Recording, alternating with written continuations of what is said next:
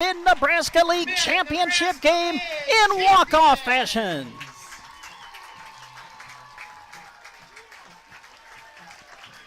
Carter Johnson, a little flare to right field. Found the outfield grass, and Broken Bow has won the Mid-Nebraska League Championship. He's just a strong opponent for any wrestler. I mean, undefeated state champ last year in the state finals the year before, a three-time state medalist, and there, really nice takedown. Good fluid motion by a guy that's wrestling 195 pounds. Brady Skinner with it, up top. Fay at the buzzer, hits the three, nice looking shot. To Folkers, back at the Grant, long three, got it! Nice. Cash attacks, double, almost triple teamed, out to Connell, deep three, hit it. That's a three for South Loop. I have to make sure I set my cruise control when I drive after I watch this event. Yeah, exactly. Car 204, the Yellow Viper of Ryan Firstenau. Hello to all our viewers out there. Thank you very much for tuning in. You get a look at where we're talking to you from. You get second, 6, and now 5. Pandorf atop of the key 3. Good! Pandorf at the buzzer. Johnson hammered out towards center. Home, going back. Home will dive, and did he make the catch? He did! Caden Home, a diving catch across his body to the right. Ball comes out of there. Who's going to hop on top of it? It's going to be scooped up by Cooksley. Inside the 30, the 20, 15, 10. Can he get there? He can. It's 6 points for Sandhills. Thedford on defense. The scoop and score. Calderos sends it in the corner to Santos. A 3, got it. His third from downtown in the quarter. With the bounce, gets it into Ryan. Nice post move, lays it up and in and scores 2. 10.2 seconds left. Plays it out to Pandorf, top of the key. Long 3, she puts it up, and that's going to go. And they turn it over, does Hyannis. More could be showtime. Goes up and jams it. What a way to end the half for Mullen. Finney lost it to Cash Gracie. Cash runs forward, dunks it. And looks over at his fellow students in the student section on the far side and gives a fist pump. Pass to the elbow to Jackson Henry. Handoff Loy. Loy picked up by Miller. Loy bounces it inside to Henry. He'll put it up and score! And Ansley Litchfield has their first lead of the game. That's a good-looking car out of Laramie, Wyoming again. Can't get it to go. Lance Jones the rebound. Throws it ahead to Cash Gracie. He puts it home with one hand on the dunk.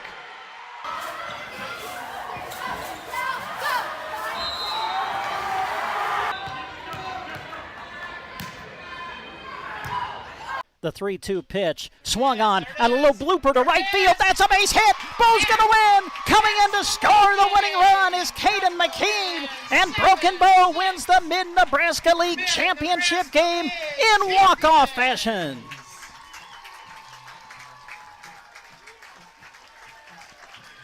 Carter Johnson, a little flare to right field. Found the outfield grass, and Broken Bow has won the Mid-Nebraska League Championship. He's just a strong opponent for any wrestler. I mean, undefeated state champ last year in the state finals the year before, a three-time state medalist, and there, really nice takedown. Good fluid motion by a guy that's wrestling 195 pounds. Brady Skinner with it, up top. Fay at the buzzer, hits the 3, nice looking shot. To Folkers, back at the Grant, long three, got it! Nice. Cash attacks, double, almost triple teamed, out to Connell, deep 3, hit it. That's a 3 for South Loop. I have to make sure I set my cruise control when I drive after I watch this event. Yeah, exactly. Car 204, the Yellow Viper of Ryan Firstenau. Hello to all our viewers out there. Thank you very much for tuning in. You get a look at where we're talking to you from. You get second, 6, and now 5. Pandorf atop of the key 3. Good! Pandorf at the buzzer. Johnson hammered out towards center. Home, going back. Home will dive, and did he make the catch? He did! Caden Home, a diving catch across his body to the right. Ball comes out of there. Who's going to hop on top of it? It's going to be scooped up by Cooksley. Inside the 30, the 20, 15, 10. Can he get there? He can. It's 6 points for Sandhills. Thedford on defense. The scoop and score. Calderos sends it in the corner to Santos. A three. Got it. His third from downtown in the quarter. With the bounce, gets it into Ryan. Ryan, nice post move, lays it up and in and scores two. 10.2 seconds left. Plays it out to Pandorf, top of the key. Long three, she puts it up, and that's going to go. And they turn it over, does Hyannis. More could be showtime. Goes up and jams it. What a way to end the half for Mullen. Finney lost it to Cash Gracie. Cash runs forward, dunks it. And looks over at his fellow students in the student section on the far side and gives a fist pump. Bounce pass to the elbow to Jackson Henry. Handoff Loy. Loy picked up by Miller. Loy bounces it inside to Henry. He'll put it up and score! And Ansley Litchfield has their first lead of the game. That's a good-looking car out of Laramie, Wyoming again. Can't get it to go. Lance Jones the rebound. Throws it ahead to Cash Gracie. He puts it home with one hand on the dunk.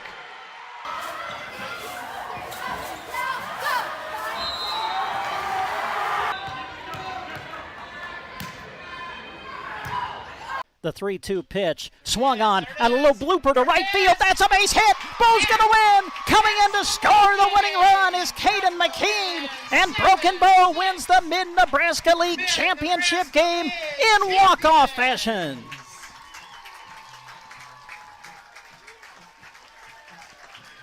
Carter Johnson, a little flare to right field. Found the outfield grass. And Broken Bow has won the Mid-Nebraska League Championship. He's just a strong opponent for any wrestler. I mean, undefeated state champ last year in the state finals the year before, a three-time state medalist, and there, really nice takedown. Good fluid motion by a guy that's wrestling 195 pounds. Brady Skinner with it, up top. Fay at the buzzer, hits the three. Nice-looking shot. To Folkers, back at the Grant, long three, got it! Nice. Cash attacks. Double, almost triple teamed, out to Connell, deep three. Wow. Hit it. That's a three for South Loop. I have to make sure I set my cruise control when I drive after I watch this event. Yeah, exactly. Car 204, the Yellow Viper of Ryan Firstenau. Oh. Hello to all our viewers out there. Thank you very much for tuning in. You get a look at where we're talking to you from. You get second, 6 and now 5. Pandorf atop of the key, 3. Good! Pandorf at the buzzer. Johnson hammered out towards center. Home, going back. Home will dive, and did he make the catch? He did! Caden Home, a diving catch across his... Community-spirited businesses who bring you our coverage. We hope that you'll join us thanking those sponsors by giving them your patronage. Now, let's go live for our coverage of exciting sports action on Central Nebraska Sports Source.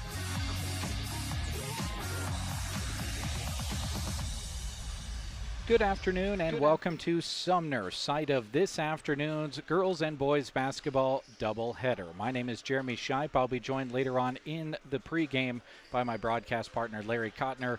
Summer Yarrington is behind the camera as we get you set up for what should be a couple of great games today in Sumner. The girls game is first, featuring the 7-0 Mustangs and the 5-0 Knights.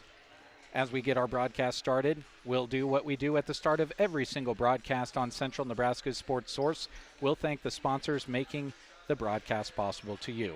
First, our radio sponsors. They include 4 County Heating and Air, Thrivent Financial, Consolidated, Midwest Partitions, Clang Financial, Dairy Queen, Broken Bow, The Spur, Harsh Mercantile, Sandhill Oil, Central Nebraska Electric, Eggleston Oil, 24K Logistics, and Bar J Cattle Company. Stevens Welding, BD Family Farms, Bowie Fertilizer, Bass Enterprises, Tubbs Pub, Stryker Tractor, Ewalt's Grocery. Thank you as well to Nebraska State Bank, Ron's Body and Paint, Arrow Seed, Shelter Insurance, Custer Federal State Bank, The Grocery Cart, Agland ATV, Mead Lumber, Team Physical Therapy, Geared for Sports, Sargent Irrigation, Melham Medical Center, Trotter Service, and A to Z Lawn Pro. Several of you are taking in our video stream this afternoon. Several sponsors are running on your top right-hand part of your screen on the Sandhills Express YouTube and Facebook pages. Those sponsors include Anthem Coffee, Thedford Lumber, Security First Bank, Palmer Monument, The Grocery Cart, Agland ATV, Nebraska State Bank, Insurance of the Heartland, Mead Lumber Broken Bow, Colligan, Broken Bow Livestock, Lines Appliance, and the Callaway District Hospital. We'll take a quick commercial break. When we come back, I'll welcome Larry into the broadcast, and we'll start talking a little bit about this girls matchup between two undefeated teams here early in the 2023-2024 season. Thanks for choosing KBBN and the Sandhills Express YouTube and Facebook pages for your high school basketball this afternoon. Consolidated Companies is a proud sponsor of our student athletes. Everyone wants to get to the events and cheer on their students, but sometimes you just can't. Keeping up to date on all the local sports is hard to do, but Consolidated Superfast Broadband can change that. Find all the latest information on local school and broadcast channel web pages, along with news and weather. For more information, call Consolidated at 1-800-742-7464. Plus, look for them now on Facebook, facebook.com/Consolidated Companies. Midwest Partitions Incorporated in Thedford would like to take this opportunity to salute all of the student athletes in the area for working hard to prepare for every contest of the season. Through all the hard work and determination you show, you are setting a foundation for a successful future after high school. Good work from Midwest Partitions, delivering expertise, efficiency, and execution. Midwest Partitions Incorporated in Thedford. In basketball, going cold isn't a good thing. But at Dairy Queen in Broken Bow, it's just the opposite. A cold treat will always make you smile, no matter the time of year. Visit them today for a signature blizzard, a dilly bar, ice cream cake, or one of several other chilly treats.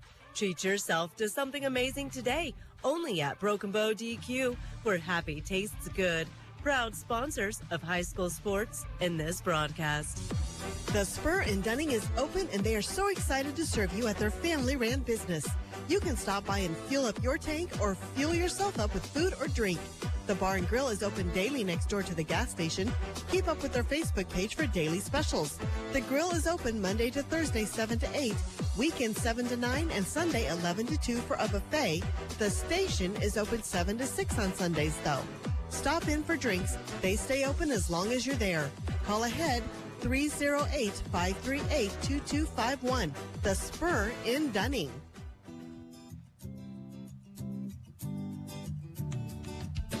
This high school sports broadcast is brought to you in part by Harsh Mercantile, proud supporters of the Sandhills Thedford Knights. Academics and athletics alike benefit these students. And Harsh Mercantile is proud of the kids, coaches, teachers, and parents. Stop by Harsh Mercantile in Pregame today and talk to them about your operation. Enjoy the broadcast brought to you by Knight supporters, Harsh Mercantile. Sandhill Oil was founded in 1961, and they've enjoyed serving the great communities of the Sandhills ever since. They offer bulk oil and fuel delivery as well as propane delivery. When it comes to Walker lawnmowers, Sandhill Oil is where you should turn for those needs you have. They're built to mow efficiently while leaving a gentle footprint and beautiful cut turf behind.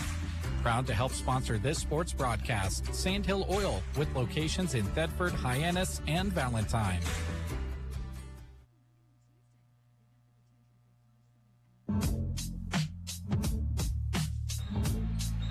We welcome you back to Sumner as we're about 7.5 minutes away from the girls contest to open up our doubleheader here this afternoon. Welcome into the broadcast, my partner for this afternoon, Larry Cotner. Larry, good afternoon. Good to be on a broadcast together. Yeah, it's our first for basketball this year, and I tell you what, we couldn't ask for a better one. As far as a doubleheader goes, we're looking at 3 teams rated in the Omaha World Herald's top 10 and 2 undefeated girls teams that are trying to position themselves towards Lincoln later on this year. Yeah, and we always talk early on in the season. It's kind of that time of year where teams are trying to get their feet under them, whether they had a late run in the previous sports season or not. you're still trying to get a hold of those fundamentals that maybe you're not as polished up on. You're trying to knock the rust off a little bit. And then as fans, you're coming to these games and looking at these matchups saying, okay, which of these games is going to be our first measuring stick game, so to speak? What one is going to tell us the most about where our team is at? And I think, speaking towards this girls contest we're about to witness here, I think this is a great measuring stick game for both of these teams early on in the season. Yeah, and I just spoke with both coaches here just a little bit ago. John Rohde for Sumner Eddyville Miller, Cale Anderson for Sandhills Thedford, and they agree with your assessment there. They said this is really the first game that's going to tell them a lot about their team and how they play down the road. And, in talking to Cale Anderson, they've beefed up their schedule this year. Not only playing Sumner Eddyville Miller, they're going to play Ogallala girls only, on Thursday night on the road. That's a Southwest Conference opponent in C1 when you're a D2 team. And then they've got Ravenna a little bit later on this year. So they're trying to make that jump up and keep their points high. Right now, you look on the Nebraska School Activities Association points, Sandhills Thedford is sitting at number 1 right now in D2. Sumner Eddyville Miller, the 12th team in D1, so they would like to improve their points with a big win here this afternoon. Both teams are going to improve their points no matter how this, whoever wins this. SEM 7-0 on the season on the girls' side, coming off of a win at Heartland Lutheran 70-25. Sandhills Thedford 5-0 coming into this one off of a win against Arthur County 56-28. We'll take another quick break. When we come back, we'll start talking a little bit about the team makeup specifically and about the journey that these teams have had in other sports coming up to this point as well. Thanks for tuning in to Central Nebraska's Sports Source on KBBN Radio and the Sandhills Express YouTube and Facebook pages. Nebraska Electric in Ansley is a proud supporter of this broadcast and area high school sports action. Playing hard throughout the season takes a lot of work, and Todd salutes that dedication. Any electrical work you need done right the first time deserves a free estimate from Central Nebraska Electric. Call them at 750-6458. That's Central Nebraska Electric in Ansley, sponsoring this broadcast and wishing area teams good luck this season. Eggleston Oil keeps the Oconto community on the go with full service at the gas pumps. They treat every customer with a smile and often some lively conversation. Their shop provides automotive repairs as well as tire service. Eggleston Oil keeps the local farms moving with fast, reliable, on-the-farm fuel delivery. They also help with a variety of local fundraisers too. Supporting radio coverage of high school sports is yet another way they show that all-important community involvement at Eggleston Oil of Oconto. This sports broadcast featuring the SEM Mustangs is brought to you by 24K Logistics and the Bar J Cattle Company. When you want safe, reliable, professional livestock transportation from an experienced, dependable, and reputable company, choose 24K Logistics and the Bar J Cattle Company. Local or long hauls are in their wheelhouse. Contact them at 308-325-9483 or reach Bar J Cattle Company at 308-222-0274. Cheering on the Mustangs, 24K Logistics and the Bar J Cattle Company. Stevens Welding in Sumner has been serving the area since 1972 with professional welding and metal fabrication. Their custom-made one-piece round bale feeders for cattle and horses are in demand all across the region, and their steel feed bunks will last forever. Stevens Welding can also make those hydraulic hoses while you wait, saving you downtime. A tradition of quality workmanship. That's Stevens Welding in Sumner. The power of pork in Nebraska is real. 17,000 jobs are supported by the pork industry. That's $1.6 billion in economic impact. Over 1,200 pig farms produce 7.86 million pigs. BD Family Farms is proud to be a part of producing safe, sustainable food, promoting animal well-being, protecting the environment and public health, all while supporting and growing Nebraska's communities. Cheering on the SEM students and all their hard work in the classroom and athletics. BD Family Farms. Welcome back to Sumner. Well, Larry, let's talk a little bit about both of these teams. We'll start with the visiting Sandhills Thedford Knights. kind of a different team makeup, couple of new names out there, and we're missing a couple of names that we're familiar from calling as a starter for several years leading up to this point, having graduated. But this team, 5-0 on the season so far, but you see names like Charles E. Tehan, Dale Hakey, those are names that have been starters for the Knights for a couple of years, and usually a lot of the time you can hang a lot of your success early on in a season on having those upperclassmen leaderships. Yeah, and you had also the freshmen Carly Hakey and Lainey Dahlberg as freshmen a year ago, now sophomores, and so they got that experience a year ago. They're being a major part of this team, and then you've got the transfers in from Sandhills Valley in Jalen Dimmitt, who's a starter, and Arena Fetty, she'll come off and she'll give you some quality minutes as well. And both these teams, one thing at least for Sandhills Thedford, I can tell you, they're going to go deep to their bench. They've got a lot of players that they like to go, and they like to play that go style. Sumner Eddyville Miller, they don't have as big a roster, but boy, do they have a solid five and a couple that come off the bench. Could be in for a little bit of a track meet here on a Saturday afternoon, and I'm glad they're the ones running and I'm not. But we'll also see how my vocal cords are doing this early on in the season and how quickly my tongue and mouth can move. We'll take a step away. When we come back, we'll give you the starting lineups, and we'll talk a little bit about Sumner Eddyville Miller as well. You've tuned in to Central Nebraska's Sports Source. In Miller, Overton, and Riverdale, Bowie Fertilizer provides a large number of area farms with the tools for success. Whether it's custom application of fertilizer or the chemicals or seed they need, Bowie Fertilizer strives to offer a quality product and a competitive price. To learn more about their services, call 457-2161 and talk with Rick Bowie. They also want to wish all the area teams the best of luck from Bowie Fertilizer in Miller, Overton, and Riverdale. Teresa Bass with Bass Enterprises, located in Broken Bow, is proud to support all varieties of sports in Central Nebraska, and especially the athletes that compete in them. Teresa offers accident, dental, cancer, and hospital plans, as well as VSP Vision Insurance. Give her a ring at 870-1485 or swing in and talk to her in Broken Bow about how she can help with your coverage. Enjoy the broadcast brought to you by Teresa Bass with Bass Enterprises of Broken Bow. Go Mustangs! Tubbs Pub cheers for the Mustangs, and they admire their talent and sportsmanship. Tubbs Pub welcomes all students, friends, and families to Tubbs Pub for a hearty meal when in Sumner.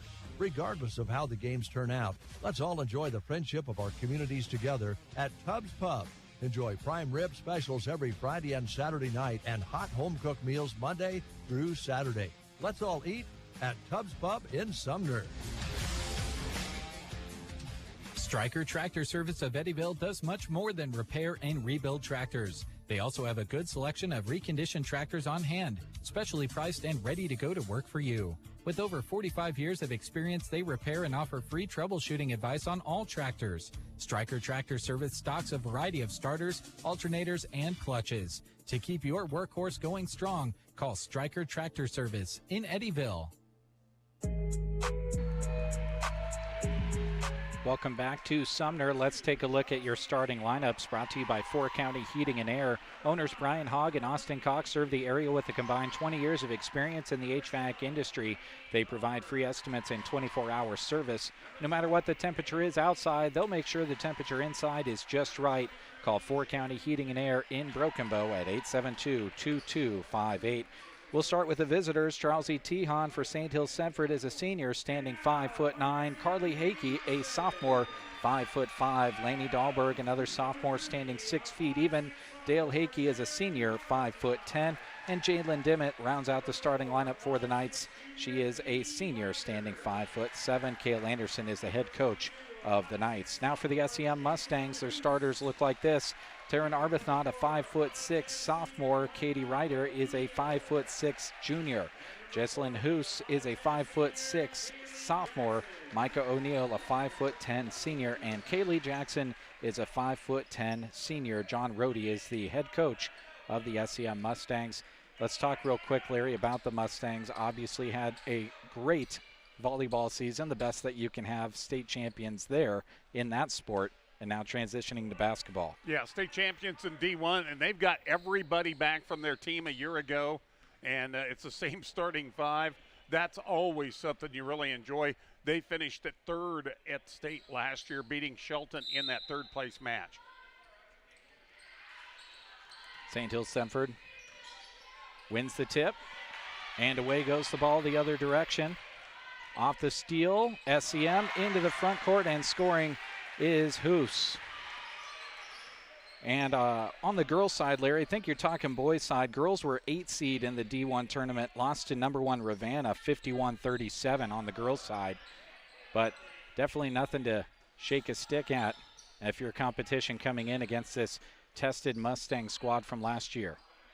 Sandhills Thedford back in the half court after the steal and score the other way for SEM. They look to the high post, but O'Neill steps in front of it. She'll go the other way and lay it up and in, and it's a 4-0 lead here early for SEM. And right now, the Lady Mustangs doing a good job of jumping the routes, basically. I know that's kind of a football term, but that's what they're doing here, jumping into the passing lanes and coming up with easy deuces. And Hakey steps on the line. Dale Hakey had it on the far side post, and on the spin, touched the baseline. Official blows it dead. And we're back the other way with the Mustangs. Not the way Kale Anderson wanted to start. They have played 59 seconds and 3 possessions, 3 turnovers. Mustangs back in the half court. Jackson with it near side wing.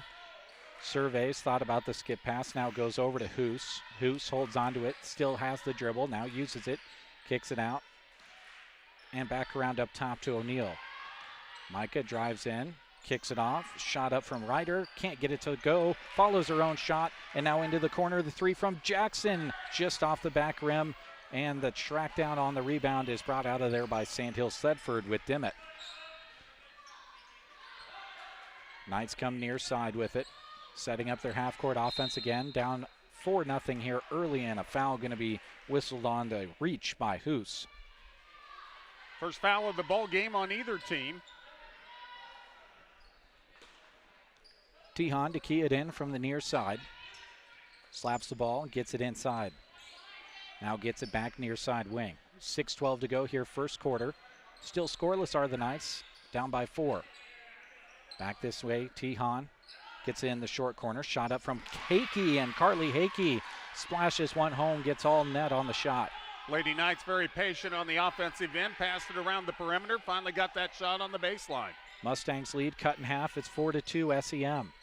Near side, O'Neill, a 3 from the corner, left it long. Rebound pulled out of there by Lainey Dahlberg. Uses that height and those arms to her advantage. Pushing the issue is Sandhills Thedford, and they're not able to control it as they were looking for Hakey on the far side block. Off her fingertips, back to SEM on the turnover. It was a good idea, but the pass just a little too tall for her. 5:40 to go here first quarter.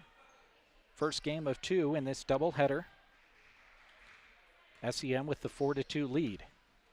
In the girls' contest, O'Neill goes far side. Over to Hoos. They work it around near side.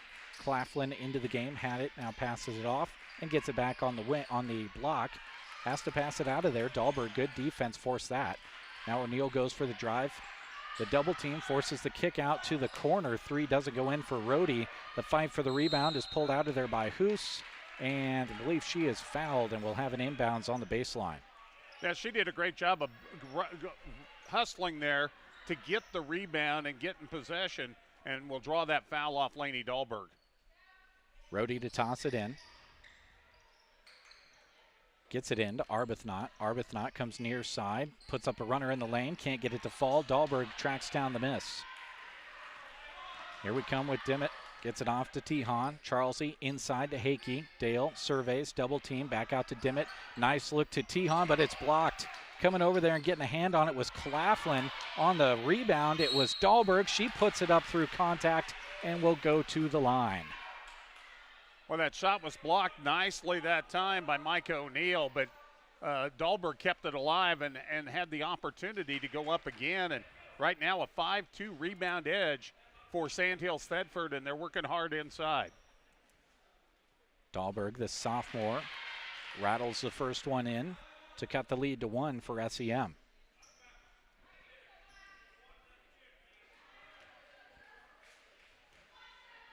Dahlberg gets the ball again. Puts it up and gets all nylon, and we're all knotted up at 4 with 4:52 to go here, first quarter in the girls' contest. Far side, Hoos fires up a quick 3, and Hakey not going to touch it.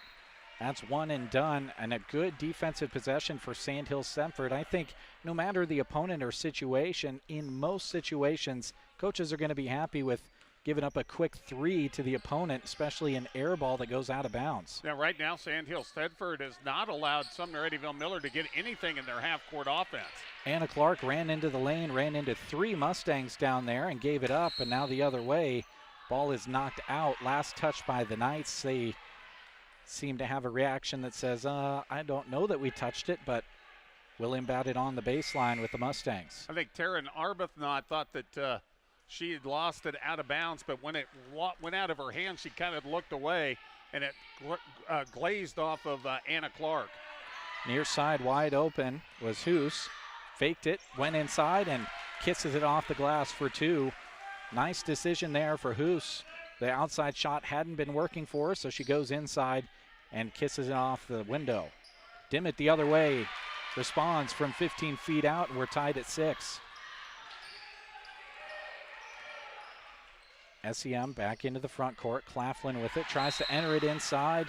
Good move from Anna Clark, came out in front of the offensive player on the block and slapped it out of bounds. Both these teams really working hard in the half-court defense. The coaches early on have chose not to go with backcourt pressure. I'm sure that'll change later in the game. Rhodey gets it inside to Jackson, who goes up with it immediately and is fouled. She'll get 2 at the line.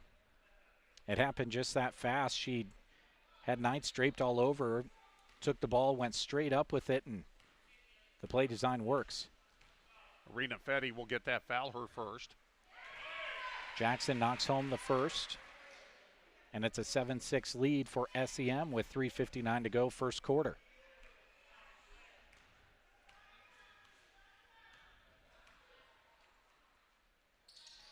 Jackson can't get that one to go. Dimmitt tracks down the miss. Here's the Wolf calls from those in attendance in green. Plays a little bit of catch with Anna Clark. Clark goes baseline, tried to feed it out of there, and it's out of bounds on the far side and will stay with Sandhills Thedford. And the Lady Knights really kind of fortunate that they were able to get that ball back, because that was an errant throw that should have probably been a turnover. Dimmitt keys it into Clark. Anna gets it into Dahlberg, squares up on the high post, down low, now gets it back, shoots it up, left it short. Rebound pulled out of there by Dale Hakey. Back outside to Anna Clark, drives in, had it swiped away by O'Neill, and SEM will steal it away and grab a possession. 6 turnover on the Lady Knights, none for Sumner Eddyville Miller. SEM back in the half court. High post look for Jackson. Back to the basket. Kicks it out to Ryder. Ryder puts it up. Can't get it to fall. Rebound pulled out of there by Arbuthnot, and she's fouled on the putback and will go to the line again.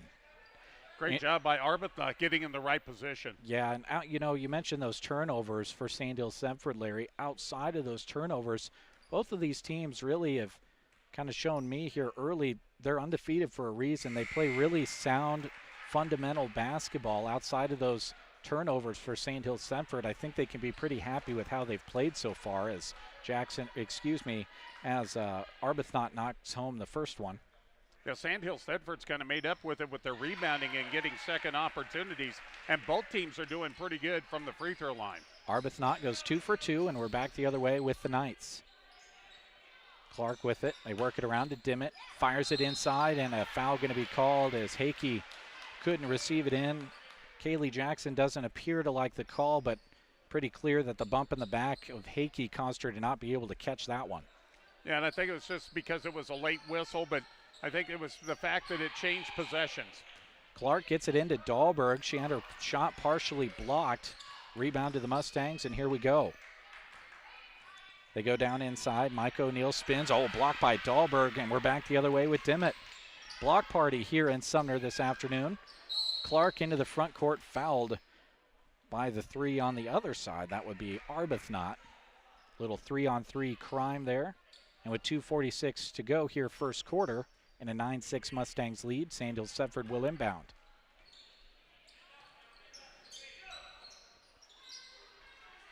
Clark with it, far side. Couple of jab steps. Not really sure where to go with it. Goes down into Dale Hakey. Goes off the foot of Micah O'Neill, and we'll have it inbounds on the baseline. Allie Rohde will get a rest. Coming in for her again is Hoos for SEM, the lone sub. Clark to key it in, looking. Gets it into Dimmitt in the corner. Dimmitt down inside. Dahlberg tries to go down on the post move, but dribbles it off of a Mustang again. And SEM is doubling the block no matter who it is, Larry. I've noticed that here early, whether it's Dahlberg or Hakey. They're double teaming that every time. And usually it's Jackson and Arbuthnot in there defensively. Dimmitt the three on the inbounds. Rattles one home, and we're tied up at 9. 5 points for Jalen Dimmitt here early on. Back the other way, SEM having trouble with the ball. Now Ryder controls over to O'Neill. O'Neill tries to scoop it through. Doesn't go to the person she wanted it to, but it finds its way into the hands of Ryder, and she scores 2 to answer. 11-9, the SEM lead. Sandhills Thedford. Dimmitt from the near side corner. Left that one long. Fight for the rebound the far side. Was last touched by Arbuthnot. SEM fans on the far side not liking that call. Honestly, could have gone about either way based on what was happening over there. Good fight for the ball. Dale Hakey, far side wing. Gets it up top. Tehan, near side Dimmitt. Back to Tehan. They skip it over to Hakey. Carly back to Tehan. And they play catch around the perimeter. Try to get it into Dale Hakey. It's slapped away and last touched by Dale. That's a turnover back to SEM. Good defensive pressure from Jackson from behind, not shying away from being a little physical down there. Yeah, and you got to credit that turnover because of Kaylee Jackson. She made that one happen. Mike O'Neill, near side corner, kicks it up. Arbuthnot, a three from the top. Can't get it to go. Rebound pulled out of there by Dimmitt. She wants to push. Dimmitt into the front court. Good dribbling. Dale Hakey just wasn't ready for the pass down inside. That's a turnover back to SEM. Arbuthnot receives it, puts it up, and scores it. She had no idea that ball was coming to her until it was in her stomach. Still throws it up and in. Sandhills Thedford again looking for Dale Hakey. Can't receive it inside. It's been bang, bang down there on the block for Sandhills Thedford. SEM being very physical down there. And Sandhills Thedford has not been able to catch very many clean balls down on the block. Yeah, and SEM has just really been physical with Dale Hakey, and she has not been a factor at all in this first quarter. 14-9 lead for SEM. Mustangs basketball in the half court. Far side corner is Ryder. One dribble, gets it up, now gets it back on the give and go, and puts it off the glass right in the middle of the lane. Great play for SEM, now up 16-9. Sandhills Thedford in the front court with Tehan, goes to the near side short corner, now double teamed, gets it out of there. Carly Hakey back to Tehan, shot fake, now goes baseline, lost it, and Jackson comes away with it again. Another big defensive play for Kaylee Jackson of SEM. Back the other way, 19 seconds to go, first quarter. Arbuthnot thought about the three, now drives against Tehan, lost it, and called for a travel. And here early, Larry, it's very apparent to me these officials know that these are two good teams that want to come out and play hard-nosed basketball against each other. They're kind of swallowing the whistle a little bit on some plays that in other games maybe I've seen whistled a foul more often than not. Yeah, and I agree with that too, and I think these officials understand that these girls are playing at a pretty hard level and they're playing physical ball. Dale Hakey can't get the shot to go on the near side block. O'Neill pulls it out of there. 3 seconds to go. 2, drives over, kicks it off to Ryder, and she did not get a shot up. And we will head to the second quarter. It's a 16-9 lead. SEM on top here in the girls contest. We'll be back after this on KBBN and the Sandhills Express YouTube and Facebook pages. Ewald's Grocery is your local community connection for high-quality foods, friendly service, and great prices. Everyone at Ewald's Grocery takes pride in their community, and they appreciate your business. With over 80 years of business, they're honored and privileged to serve the local community. They're big supporters of the Sandhills Thedford Knights and love every opportunity they get to cheer on their hard work and dedication. Ewald's Grocery in Thedford, sponsors of this sports broadcast. We've got spirit, yes we do. We've got spirit, how about you? Here at Nebraska State Bank, we've got school spirit. Introducing mascot debit cards from Nebraska State Bank. Now you can go to your local NSB branch and request a new debit card for your favorite high school team. The Broken Bow Indians, South Loop Bobcats, or Anselmo Murray debit cards are available by instant issue. You'll only pay $10, and the entire amount will be passed along to your school. It's a win-win situation, right? Take your school pride to the next level at Nebraska State Bank and Trust. Member FDIC. Well, Larry, pretty even first quarter there. SEM pulling away a little bit, but still within reach for Sandhills Thedford in this physical game so far. Shot put up real quick by SEM out of the break. Doesn't fall, and we're back the other direction. Mike O'Neill picks off a up-the-court pass from Dimmitt, and now we go back the other way, and it's last touched by SEM, so a shot missed. Couple of quick turnovers, and 20 seconds into the second quarter, here we go again, almost like nothing happened. Yeah, it's kind of like the first quarter of the way it started here. Third turnover on SEM, 11 have been whistled on Sandhills Thedford. Tejon gets lost in no man's land, and a good play from O'Neill, tiptoed on the sideline, held onto it, and threw it off of Tejon to retain possession and get the steal for SEM. That wasn't only just a thinking play, that was a good physical play because she was leaning going on out of bounds. Thinking about the three as Hoos now puts it up. The hesitation maybe causing a little bit of a misfire there, and the weak side rebound is knocked out of bounds. It'll stay with SEM. On the offensive side, Larry, Sandhills Thedford kind of getting caught picking up their dribble in bad spots, leading to a lot of those turnovers so far. And you're going to get double teamed the second you do that.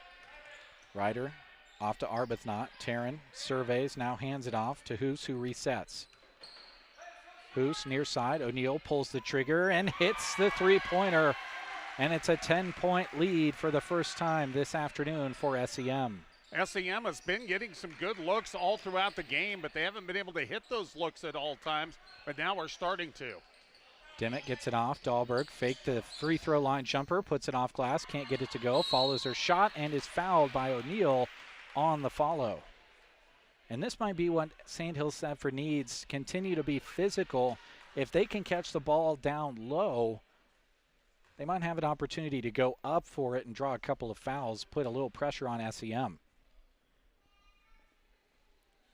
Dahlberg's first shot just over the front of the rim and knocks out of there. Remains a 19-9 lead for SEM. Yeah, I mean, if you look at the inside people right now for Sandhills Thedford, usually you go to those two people. Neither one has a bucket in this game, Dahlberg or Hakey. Dahlberg's been able to get to the free throw line, but she missed those two. Dahlberg goes 0 for 2, back the other way. Dimmitt almost gets it away from O'Neill. O'Neill back with it, playing catch with Ryder. Ryder drives in, short corner. Gives it off to Claflin on the give and go. Arbuthnot cuts through and scores 2. It's 21-9, and now Sandhills Thedford has to be careful and not let this one get out of hand. Dimmitt plays catch with Tejon. And we've got a jump ball. Dahlberg has Ryder come in there and tie her up. We'll stay with Sandhills Thedford. Really active hands defensively for SEM, showing their defensive prowess here in this one so far. I was going to say, Lady Mustangs, they really collapse in and do a great job of double teaming the ball. Dahlberg in there, double team, just as Larry said, gets it out. Tejon can't get the shot to go. O'Neill, the weak side rebound. And we go the other way as we tick under 6 to go, first half. Hoos pulls for 3, left it long, Dimmitt the rebound, and we're off and running again. Dimmitt throws it up, Dahlberg far side wing. Laney pressured hard by Arbuthnot, now a blocking foul called. Arbuthnot getting maybe a touch too physical there on the drive. But physical would be the perfect word to describe what we've seen out of SEM's defense so far. Really active hands, staying in passing lanes, and really playing with their hips up on the offensive player on the other end. Second foul on Arbuthnot. That is also the second team foul on the Lady Mustangs here in the second quarter. Dimmitt flips it in. Carly Hakey to Tejon. Now Dimmitt in the corner again. 5:30 to go here first half. O'Neill picks another one off but throws it into the hands of Tejon. Gets it over to Dimmitt. Pokes up a three. Can't get it to go. Rebound O'Neill. Wants to get it up to Ryder. It's slapped away and turned over to Dimmitt, who scoops it out of there. And a turnover right back to Sandhills Thedford. Now the Knights just need to do something with these turnovers they're getting. With it in the corner, Arena Fetty gets it into Dale Hakey, who's whistled for the travel. Went to the move quicker than getting it on the floor or putting it up in the air. And it's back over to SEM. Go back to the three-pointer that Jalen Dimmitt made to tie the game up at 9 with about 2 minutes to go in the first quarter. It's been a 12-0 run for SEM ever since. Hoos drives in, scores. Nice move there. Caught it from about 15 feet out. Got the shot fake. Went to the ground and put it up and scored. Nothing coming easy on the offensive end for Sandhills Thedford. Dale Hakey goes inside. Got deeper that time on Kaylee Jackson than she has been and went up with it immediately before the double team came over and scored two. That might be the difference. As I say, that time the double team wasn't there, and she was able to go strong one-on-one. Ryder drives in, kicks it out to Jackson. Jackson, a couple of dribbles near side to Micah O'Neill. Dimmitt on her. Double team comes. Nice feed over to Jackson. Couldn't get it to go, and the rebound is finally controlled by Dimmitt, who gets it off to Tehan. Sandhills Thedford looking to string a couple of scores together, down 23-11. 4:05 to go first half. Hakey with it, now to Tehan in the far side corner. Tehan gets it off. Dimmitt, the little runner in the lane, can't get it. Dale Hakey, the weak side rebound, dribbles it out of there. Loses her dribble, gets it off to Dimmitt. But got back up top, Tehan, who resets with 3:47 to go first half. Far side, pressure being put on, playing a little bit of catch. Arena Fetty up to Dimmitt. Dimmitt near side. Hakey back to Tehan. We play the perimeter some more, and Fetty unable to get the pass as picking it off was Hoos, and she steps on the sideline. Hoos was looking over, seeing if a blocking foul was going to be called on Dimmitt, but Dimmitt doing the right thing, just used the sideline as an extra defender and forces the turnover. On that last half-court possession for the Lady Knights, I was watching the battle down low between Dale Hakey and Kaylee Jackson. Jackson's checked out since, but boy, they were going after each other with the low body. Hakey and Dimmitt playing a little catch. Hakey with it now, gives it up to Dahlberg. Dahlberg double teamed up there, and that has not gone well consistently so far this afternoon. Dahlberg unable to hold on to the ball against the pressure of SEM again. Back the other way, SEM resets. Rhodey with it up top.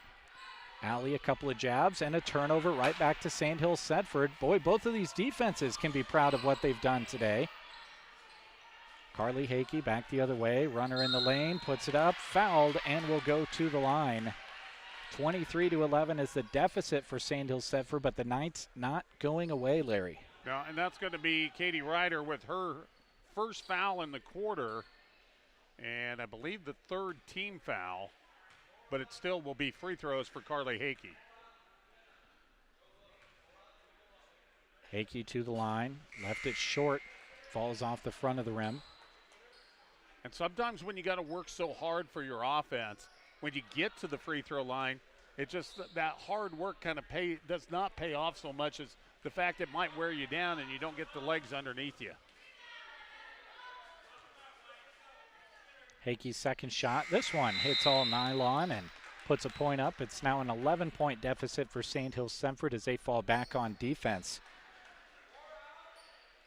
Well, obviously the scoreboard shows us SEM has had a little more success offensively, but a couple of three-pointers in there kind of help that out a little bit. But Sandhills Thedford's defense and SEM's defense both playing extremely well. Ryder thought about the three, now drives in. Good defense from Dahlberg, knocked it out of there on the block. Don't see players go up with that kind of ball against a taller player like that, but Ryder has shown she's not afraid to shoot in traffic, and that would have been a tough one if she was able to get it through, but Dahlberg blocked it. Now Dahlberg caught sleeping as Claflin cuts across the line right in front of her and gets the shot in the lane and is fouled as a result. Just trying to recover with Sandhills Thedford. They're going to get this on Dale Hakey trying to help out on that, but that play happened right down there in the thick of things, and SEM with the inbounds caught Sandhills Thedford sleeping a bit. That was a beautiful inbounds play by Sumner Eddyville Miller. An interesting free throw there from Claflin. Claflin shot that free throw with one hand. Didn't go in, but that's a first for me. I've not seen a one-handed free throw before. Couldn't get it to fall. Anna Clark drives in, shoots it from 10, left it short. Back the other way, Hoos. Sandhills Thedford back on defense well. Up top, Rhodey now near side. We go with Ryder. Ryder hasn't used the dribble, gives it off to Hoos near side wing. Hoos, one dribble, pressured by Fetty, and now a reset and a play coming in from the bench of SEM as Ryder looks to execute it. Gets it off to Rhodey, down inside. O'Neal puts it up, can't score it. Weak side rebound by Claflin. Hoos across the lane, can't get it to go. Claflin the follow, she can't get the follow to go.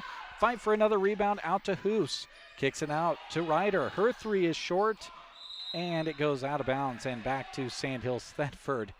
Boy, Sandhills Thedford lucky to come out of that one with no scores being put up for SEM because I think the ball ended up hitting every part of the rim that possession. They ended up with 3 offensive rebounds on that possession.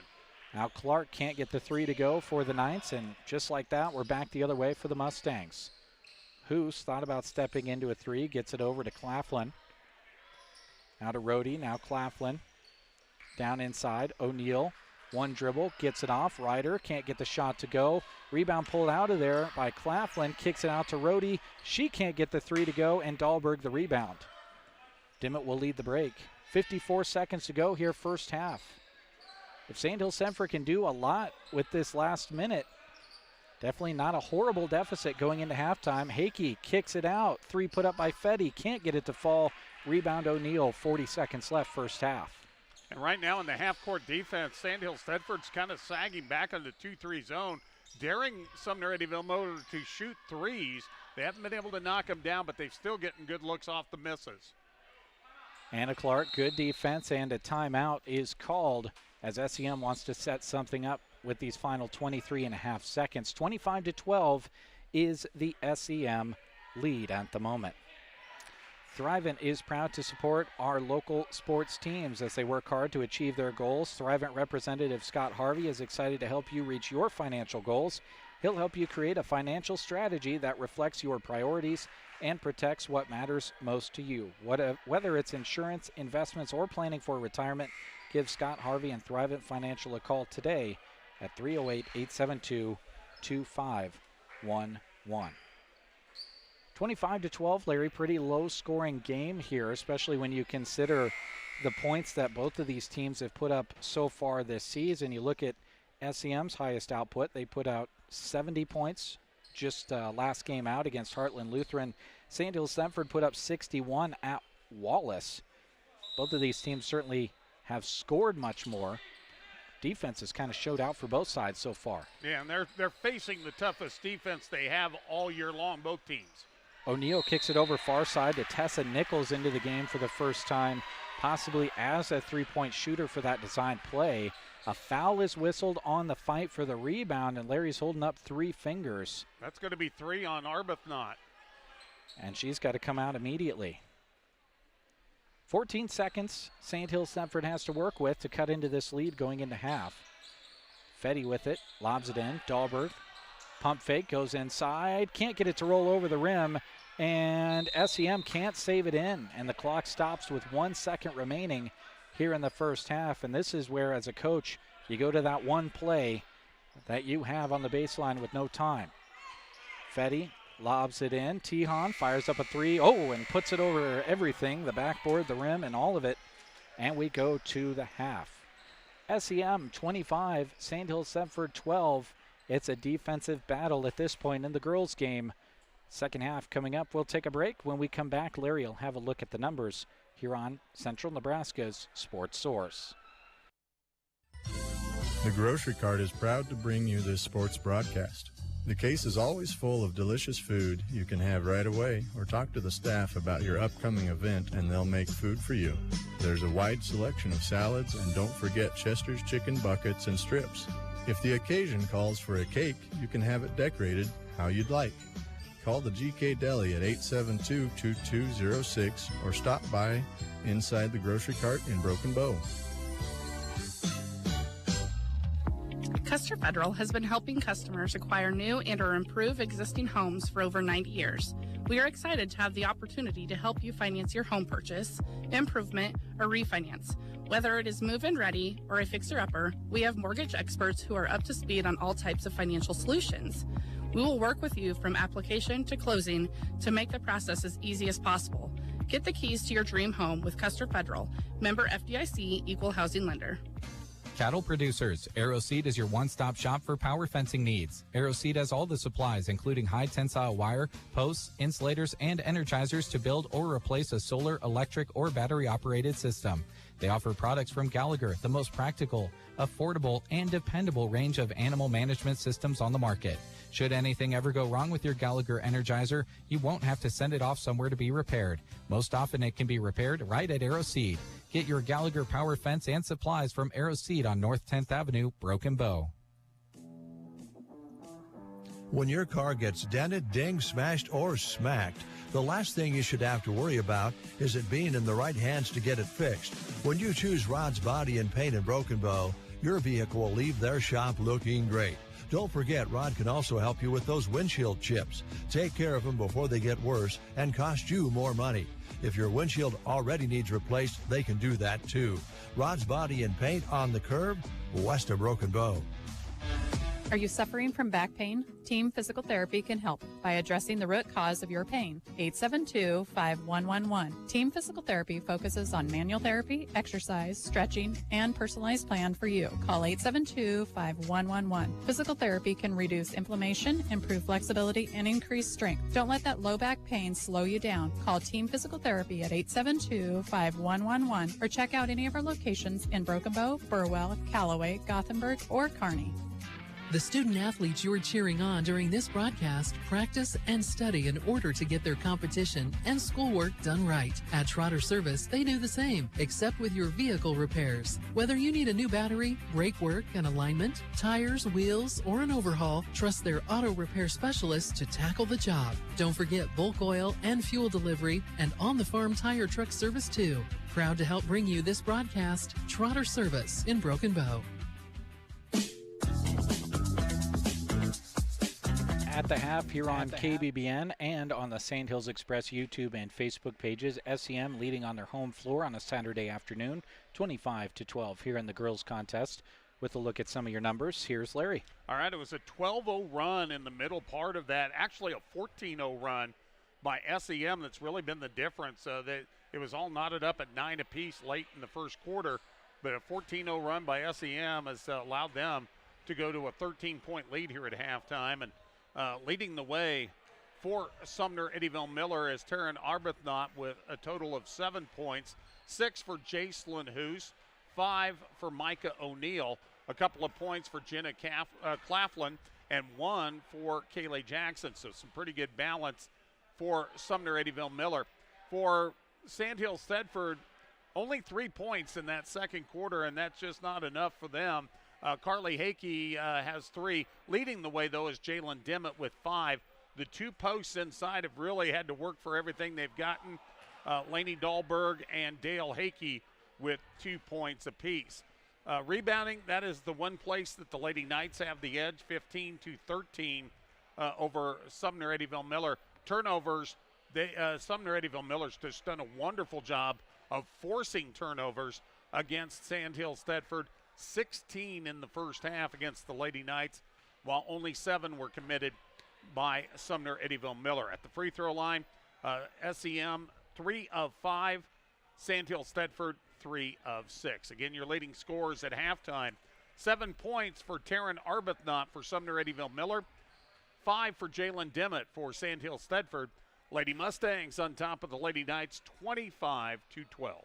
All right, thank you very much, Larry. We'll take another break. When we come back, we'll see if there's any scores that we can report your direction as far as what's going on across the state. We'll also see if we can get a score on an update on what's going on our sister station, which would be KCNI Pure Country. Broken Bow traveling to face St. Paul. In fact, I'm looking at the one place I look at for scores normally, and I'm not seeing a score update there. So we'll try to check in other places on some of those and check around a little bit and report back to you on those. You're listening to KBBN Radio and watching the Sandhills Express YouTube and Facebook pages. Cold weather does anything. It makes us notice the drafts our home are letting through. Mead Lumber in Broken Bow is proud to be your local solution for sealing up those drafts and making your home more efficient. They sell quality Anderson windows. Both 100 and 400 series are available for your new construction or replacement project. Of course, they also have the foam for around those windows and the insulation you'll need just about everywhere else. Mead Lumber is under construction, but the front door is open for you to use. Inside, the staff at Mead Lumber hopes your holiday season is filled with joy and good cheer. Your husband is pretty handy to have around. He makes the world's best mac and cheese. He's in the Tickle Monster Hall of Fame. And he can teach anyone how to throw strikes. But a busted pipe and a basement full of water? Honey, I think we need a plumber. Is a little out of his league. That's where a homeowner's policy from Shelter Insurance comes in handy. We'll help get your house back in order and your husband back to what he does best. Contact your local Shelter Insurance agents, Brent Custer or Seth Pearson in Broken Bow. Acquiring a lush green lawn is a lot of work. Worry no more. A to Z Lawn Pro's fertilizer program is the solution to ease your mind and lessen your work. Any time of the season is a good time to start. Eliminate weeds, strengthen your grass, and even keep bugs away with liquid fertilizer treatments mixed with micronutrients for a recipe that works specifically in this area. 30 years of experience. 308-870-1762 for A to Z Lawn Pro. That's A to Z Lawn Pro at 870-1762. Need stocking stuffers? Geared for Sports in Broken Bow has you covered. This week they are on sale for 25% off. Some stocking stuffers include socks, water bottles, stocking caps, hats, and if you ask Scott, you never know what might fit in his stocking. Finish off your shopping with the help of Geared for Sports. Stocking stuffers 25% off. Open Monday to Friday 10 to 6, Saturday 10 to 4, and on Sundays noon to 4 through Christmas. Geared for Sports, west side of the square in Broken Bow. Agland ATV would like to acknowledge all the local athletes and coaches from our area. We are proud of the athletes for the sportsmanship, hard work, and dedication that they put into each season. Agland ATV knows all about working hard and playing hard, just like a Polaris. Best of luck to all the local teams from Agland ATV, West Highway 2, Broken Bow. ATVs can be hazardous to operate. Polaris adult models are for riders age 16 and older. Always wear a helmet and be sure to take a training course. Polaris machines are not intended for on-road use. Sargent Irrigation may be known worldwide, but their roots are right here in central Nebraska, something they are very proud of.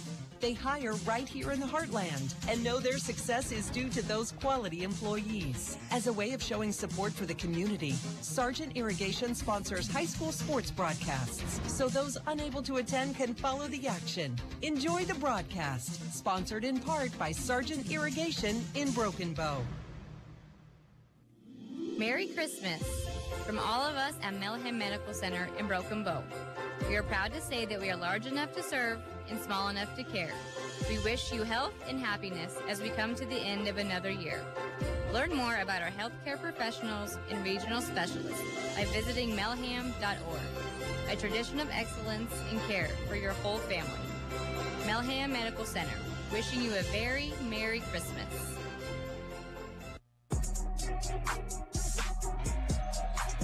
Welcome back to Sumner as we get ready for second half action. Defense, most definitely the story of the first half. We'll see what the story of the second half is. Always fun to see what adjustments are made by the coaching staffs and the teams coming into a second half. O'Neill has it for SEM. Gets it off. Ryder. Now over to Hoos. Hoos thought about the three. Dahlberg chases her off the line. Now Hoos gets it back, pulls the trigger this time. Can't get it to fall. O'Neill comes streaking across to get the offensive rebound. Out to Hoos. Skip pass over to Arbuthnot. Far side short corner. It's knocked out of bounds. Last touched by Sandhills Thedford. And SEM right now has got an opportunity to really pull away in this game and separate themselves from Sandhills Thedford. For the Lady Knights, they've got to get a quick start and get themselves right back into this one. Ryder, nice move, partially blocked off the side of the backboard, tracks down her own miss, and we're still on the SEM offensive side. O'Neill pulls the trigger for three, can't get it to fall. Hoos and her teammate were the only two with their hands on the ball. Arbuthnot and Hoos both wanted that rebound so bad they fall to the ground. A travel is called, and that's a turnover to the Knights and a defensive stop to start the half for Sandhills Thedford. Dimmitt near side, gets it around. Hakey now Tihan into Dahlberg. Dahlberg, hand on her back. Blocked from behind by O'Neill, who wants to run. O'Neill ahead to Arbuthnot. A lot of spin on the ball. Throws it back in, and it is kicked out of bounds by Dimmitt of Sandhills Thedford. Almost a turnover there, forced by the Knights, but we stay on this end with the Mustangs. And again, going back to that other end, what great job by Micah O'Neill with the help defense. Arbuthnot on the inbounds, the three up, can't get it to fall. Hoos the weak side rebound. Out to Ryder, pulls from just inside the three-point line, can't get it to go. Rebound Tihan off to Dimmitt, and we're running with 6:49 to go here, third quarter. Hakey steps into a jumper, can't get it to fall. Rebound Hoos, and it's one and done for Sandhills Thedford. Hoos into the front court, dribbling around everyone. Had it knocked out of her hands by Hakey. Baseline inbounds again for the Mustangs. SEM was trailing in only one stat in the first half, and that was rebounds. 5 already early on to take the lead in that category as well now. Hoos over to Ryder, 18-footer, got it to go, and that's our opening score for either of these teams here with 6:30 to go, third quarter. And when you get that many rebounds, you're going to get that many more opportunities, and that is what's really benefacted Sumner Eddyville Miller here in this ballgame. Hakey off to Dimmitt. Dimmitt skip pass over to Tihan. Tihan gets it into Hakey. Spins around two defenders. Can't get it to go. Fight for the rebound. Hoos and Dahlberg. One official wanted to call a jump ball. The other official wanted to call a foul. We'll see which they go with. And they go with a jump ball. Great job by those two officials getting together to see what the other one saw. It didn't end up going with the call of the baseline official, which I'm kind of surprised with based on where that play happened. Dimmitt, a three from the corner, can't get it to go. O'Neill holds off Dale Hakey from tracking it down, and it will go back over to SEM. Good job of using her arms and putting the wings out there so that it was going to make it tougher to get to. Hoos brings it forward for SEM as we go inside 6 minutes to go here, third quarter. Hoos spins around Dahlberg, can't get it to go off glass. Good, strong rebound by Dale Hakey. Carly Hakey brings it into the front court. Dimmitt in the corner, back to Hakey. Carly, one dribble, back to Dimmitt, and they play catch again. Hakey, one dribble in, now takes a shot, can't get it to fall. Rebound SEM, and gone cold has Sandhills Thedford. Never even really had a moment to heat up coming out of halftime. Haven't scored a point so far here in the quarter. Hoos pulls the trigger, can't get it to fall. Dimmitt, the weak side rebound, holds it up and gets it off to Hakey. Into the front court. They try to lob it down inside to Dahlberg. It's knocked away by Jackson.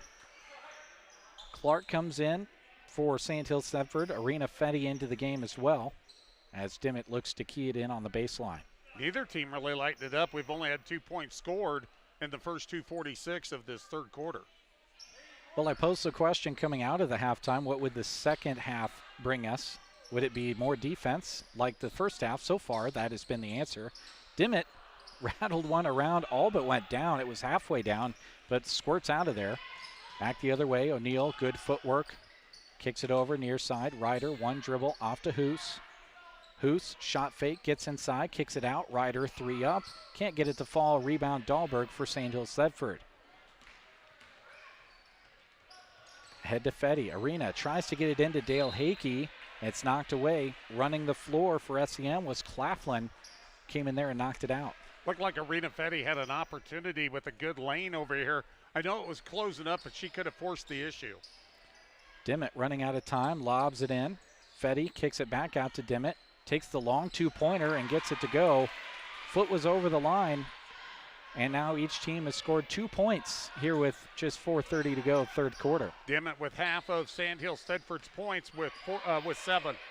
Dimmitt lost her dribble after forcing the turnover. Passes it off to Hakey and gains a new bounce.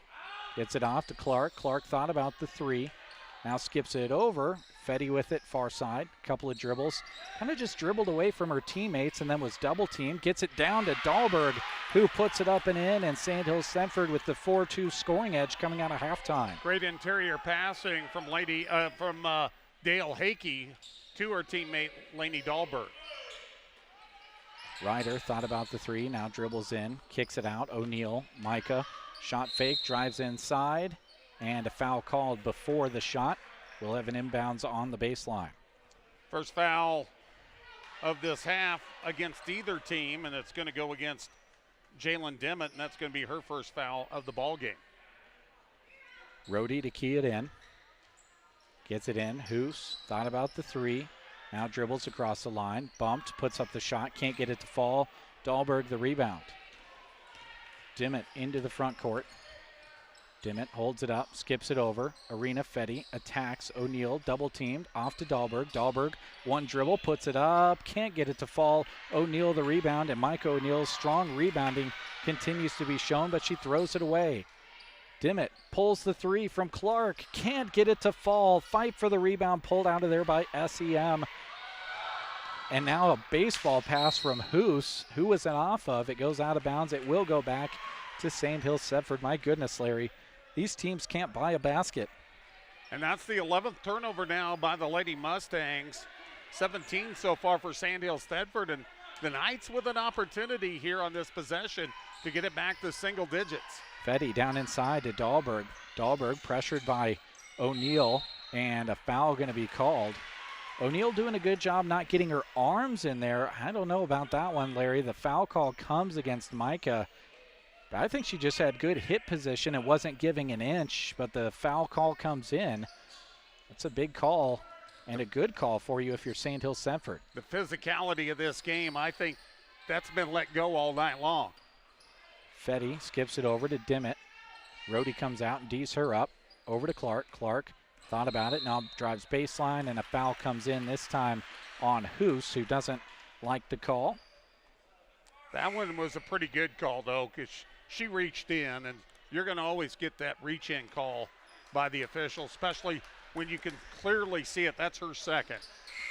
Well, if you're SEM, Larry, you just don't want to fall into one of those situations here later in this game where you're thinking back and saying, gosh, we should have put Sandhills Thedford away when we could have. They're hanging around. Now Dimmitt drives in, puts up the shot, can't get it to fall. Rebound pulled out of there by Jackson. Off to Hoos, and here comes SEM. Hoos over far side. Arbuthnot off to Ryder. Ryder resets up top, being pressured by Tehan. Lost her dribble, gets it off to Micah O'Neal. 2:30 to go here, third quarter, a 27-16 lead for SEM. Both teams undefeated. Somebody will have their first loss. That went off of Ryder's leg last. Tracking it down is Tehan, and we're in the front court with Sandhills Thedford. Driving in is Clark, and she's fouled on the drive. The defensive play on the other end, Larry, allowed Sandhills Thedford all the way up the court. They had the numbers, and SEM, in trying to recover, commits the foul, and that's going to be the third foul on Micah O'Neal. Yeah, so getting a couple of key players in foul trouble. Now Dimmitt can't get the three to go from the far side, and a foul is called on the battle on the weak side between Dale Hakey and Hoos. And that will go against Dale Hakey, her second, as a timeout is called on the floor. 27-16 is the lead for SEM over Sandhills Thedford with 2:10 to go here, third quarter. Your friends at Clank Financial are honored to help with any of your health and life insurance questions, as well as any retirement planning needs you might have. You can reach them at 872-6810. Clank Financial, located in downtown Broken Bow at 940 South D Street. Consolidated Companies is a proud sponsor of our student athletes. Everyone wants to get to the events and cheer on their students, but sometimes you just can't. Keeping up to date on all the local sports is hard to do, but Consolidated Superfast Broadband can change that. Find all the latest information on local school and broadcast channel web pages, along with news and weather. For more information, call Consolidated at 1-800-742-7464. Plus, look for them now on Facebook, facebook.com/Consolidated Companies. Welcome back to Sumner. Well, Larry, I think what you could say for both of these teams, same kind of message. Don't change a thing we're doing on the defensive side, and we got to figure out some offense. Yeah, it's been a 4-2 run here in the third quarter for Sandhills Thedford. They've scored 4, SEM scored 2. They get it down inside to Jackson, quick turnaround. Nobody blocked out. Arbuthnot, who cuts across, gets the ball, puts it up, scores it, gets the hoop in the harm. She'll go to the line looking to complete the three-point play. Sandhills Thedford had plenty of bodies down there. Just nobody got a body on her, and Arbuthnot took advantage. And SEM has been doing a great job on the boards here in this second half. Arbuthnot completes the three-point play, and now it's 30-16. SEM on top, falls back on defense. 1:50 to go here in the third. Tehan way off on the three-point shot. Who's the rebound?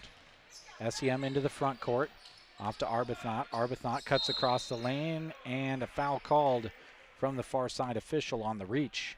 I was going to say again, that's that reach-in foul, and they're going to call that every time. And 2 quick fouls here for Carly Hakey. O'Neal to key it in, gets it off to Hoos. Sandhills Thedford again playing off of SEM, giving them those threes. Mike O'Neal says, okay, takes one, can't get it to fall. Arbuthnot the rebound, though. And that's a good strategy, Larry, but you've got to get those misses and limit second chance opportunities like that one that Hoos puts in from 15 feet out. The offensive rebound gives SEM another try at it, and they make Sandhills Thedford pay. Jacelyn Hoos now with 8 points in the game. Dimmitt, defense goes by, one-footed shot, can't get it to fall, tracks down her own miss. Everyone on the ground, Hakey throws it out to Dimmitt, and Sandhills Thedford resets. Dimmitt, skip pass, over to Clark. Less than a minute to go. Down inside, Dahlberg, spin move, and she's hacked down on by Jackson, and O'Neal kind of lets out a laugh on that one and says, oh, you kind of got your money's worth there, didn't you, Kaylee? Well, she did, though. She slapped down at that ball and kind of just missed it, got a lot of arm, and that'll put Lainey Dahlberg at the line. Dahlberg's first shot falls through. Dahlberg has had some success, and she's had some misses at the line here this afternoon as well, but she's got a form that more often than not puts the right amount of juice on it. It's more the left and right aim that comes into issue. Made her first 2, missed her second 2. She's 3 of 5 going with this shot. And makes 2 for 2 this time at the line, and it's 32-18. SEM on top. SEM basketball with 50 seconds to go, third quarter. Sandhills Thedford gets the turnover. Tehan holds it up, now skips it ahead to Dimmitt. Dimmitt, short corner, down to Clark, off to Dahlberg, puts up the shot, scores it, and it's a 4-0 Lainey Dahlberg run. And it's now 32-20. Sandhills Thedford with life here in the third quarter with 30 seconds left. Good interior passing from Anna Clark. Hoos loses the ball, and now a foul is called. Tehan was close to getting her hands on that ball and tying it up or having a turnover. Just got Hoos across the arm. And that was not a shooting foul, but the new rule with 22 seconds to go here in the third quarter was the 5th team foul. So 2 shots coming to SEM with Hoos at the line. She knocks home the first. That was her first free throw of the afternoon. If she makes this one, she'll tie her teammate Taryn Arbuthnot with game-high honors of 10 points. O'Neal comes out. Ryder comes in for her, and Hoos rattles home the second one.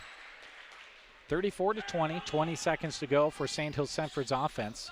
Tehan in the front court, gets it down quickly to Dahlberg. Dahlberg being pressured, kicks it out. Clark drives in, loses some room. Whoa! Put that one in somehow. Ran out of room, shot that one straight across the backboard and in. The hoop in the harm, a 3-point play coming the way of Sandhills Thedford now. And now here's all this offense we've been waiting on all afternoon, Larry. Jenna Claflin will get that foul. That's her second. And, boy, that was just a strong move by Anna Clark. Clark can't get the free throw to go. Who's the rebound? 10 seconds to go. SEM in the front court. In the corner is Rhodey. Alley gets it down inside. Shot put up and rolls over the rim for Jenna Claflin. And Sandhills Thedford gets a shot up, but it falls short from Dimmitt as time expires on the third quarter. 36-22, SEM with the lead, but Sandhills Thedford hanging around. We'll head to the fourth after this. West Partitions Incorporated in Thedford would like to take this opportunity to salute all of the student athletes in the area for working hard to prepare for every contest of the season. Through all the hard work and determination you show, you are setting a foundation for a successful future after high school. Good work from Midwest Partitions, delivering expertise, efficiency, and execution. Midwest Partitions Incorporated in Thedford. In basketball, going cold isn't a good thing. But at Dairy Queen in Broken Bow, it's just the opposite. A cold treat will always make you smile, no matter the time of year. Visit them today for a signature blizzard, a dilly bar, ice cream cake, or one of several other chilly treats. Treat yourself to something amazing today, only at Broken Bow DQ, where happy tastes good. Proud sponsors of high school sports in this broadcast. Dairy Queen and Broken Bow might be something Sandhills Thedford fans consider on their way back to the area, but we've got one more quarter of this girls' game and a boys' game to figure out before that travel happens. Oh, Dahlberg had a good block up top on Hoos, but a foul called elsewhere on that exchange on Dahlberg, and Hoos goes to the line 8 seconds into the fourth quarter. Well, either that's a bump down low or an anticipation that it was going to be a hack, because that was a pretty good block. Looked pretty clean up top as Hoos can't get that one to go in. I think I just heard someone from Sandhills Thedford whisper, "Ball don't lie." Hoos gets the second one to go, didn't get the first one, so she goes 1 for 2, and Sandhills Thedford needs to keep that offense alive to cut into this 37-22 lead and just keep their defense going. Dahlberg puts it off the glass over O'Neill as well as Kaylee Jackson. That's about as hard a shot as she's seen tonight, but she put it in. Dahlberg coming alive here in the second half. She's now in double figures with 10. And now SEM throws it away. Dakey had the defense down on Jackson, but I think even if she wasn't there, that one was way off.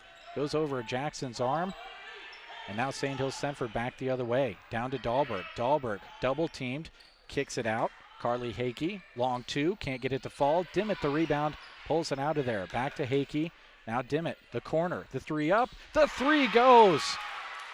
Boy, Jalen Dimmitt, gotta credit her for not stopping on firing up those threes. She's had a lot rattle in and out. That one rattles down and in. Hoos to answer, can't get it to fall. Hakey, good block out. Sandhills Thedford, a 4-on-1 situation. Carly Hakey the other way, lays it up and lays it in. How about the English on that shot? 37-29, just like that. Sandhills Thedford so much more back into this thing. And Coach Rohde wants to talk a couple things over. 6:42 to go, fourth quarter. Sandhills Thedford alive and well, trailing 37-29. The Spur in Dunning is open, and they are so excited to serve you at their family-ran business. You can stop by and fuel up your tank or fuel yourself up with food or drink. The bar and grill is open daily next door to the gas station. Keep up with their Facebook page for daily specials. The grill is open Monday to Thursday 7 to 8, weekends 7 to 9, and Sunday 11 to 2 for a buffet. The station is open 7 to 6 on Sundays, though. Stop in for drinks. They stay open as long as you're there. Call ahead 308-538-2251. The Spur in Dunning. For much of the afternoon, Larry, it's really felt like Sandhills Thedford was on the edge of something really good offensively. And now all of a sudden they've got this little burst and they're right back into this thing. Well, I think their man-to-man defense has also helped them out here too, because they've been able to keep Southern Eddyville Miller from getting points, and that's allowed them to work back into this game. SEM a miss out of the timeout. Dale Hakey the rebound. Back the other way. Dimmitt near side wing. Squares it up. Kicks it off. Tehan near side. Up to Dimmitt. Over to Hakey. Carly surveys. Didn't like it. Up top to Tehan. Now Dimmitt near side. It's where she made the three moments ago. Now far side Hakey. Quick inside to Hakey. The Hakey to Hakey connection results in a foul on Dale Hakey. And that one going to be whistled on SEM's Jenna Claflin. Inbounds coming for Sandhills Thedford. Got to keep an eye on the team fouls here in this game that's become closer on the scoreboard all of a sudden. Dahlberg had it slapped away, kicks it out, and Dimmitt hits another three.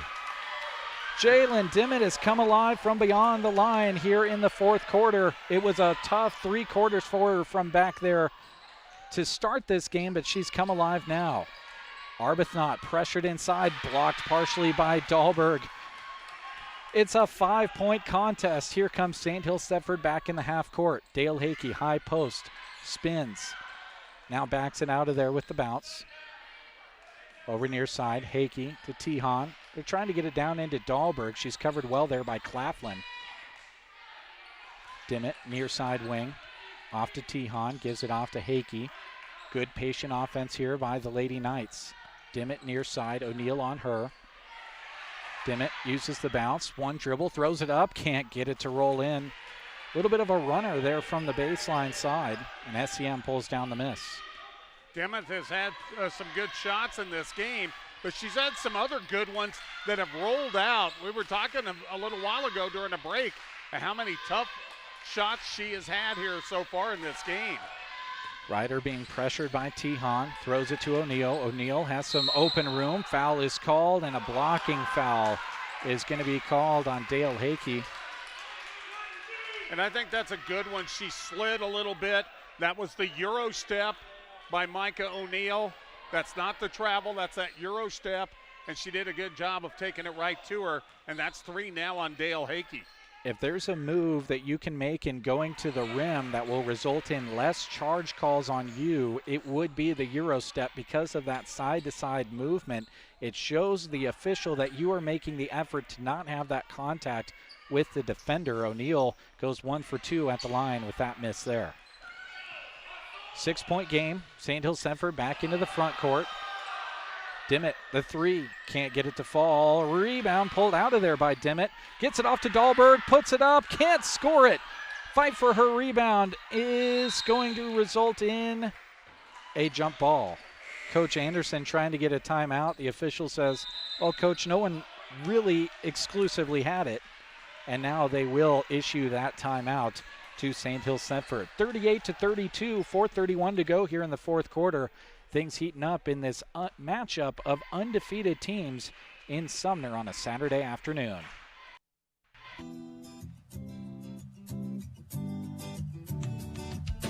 This high school sports broadcast is brought to you in part by Harsh Mercantile, proud supporters of the Sandhills Thedford Knights. Academics and athletics alike benefit these students. And Harsh Mercantile is proud of the kids, coaches, teachers, and parents. Stop by Harsh Mercantile in Purdom today and talk to them about your operation. Enjoy the broadcast brought to you by Knight supporters, Harsh Mercantile. Sandhill Oil was founded in 1961, and they've enjoyed serving the great communities of the Sandhills ever since. They offer bulk oil and fuel delivery as well as propane delivery.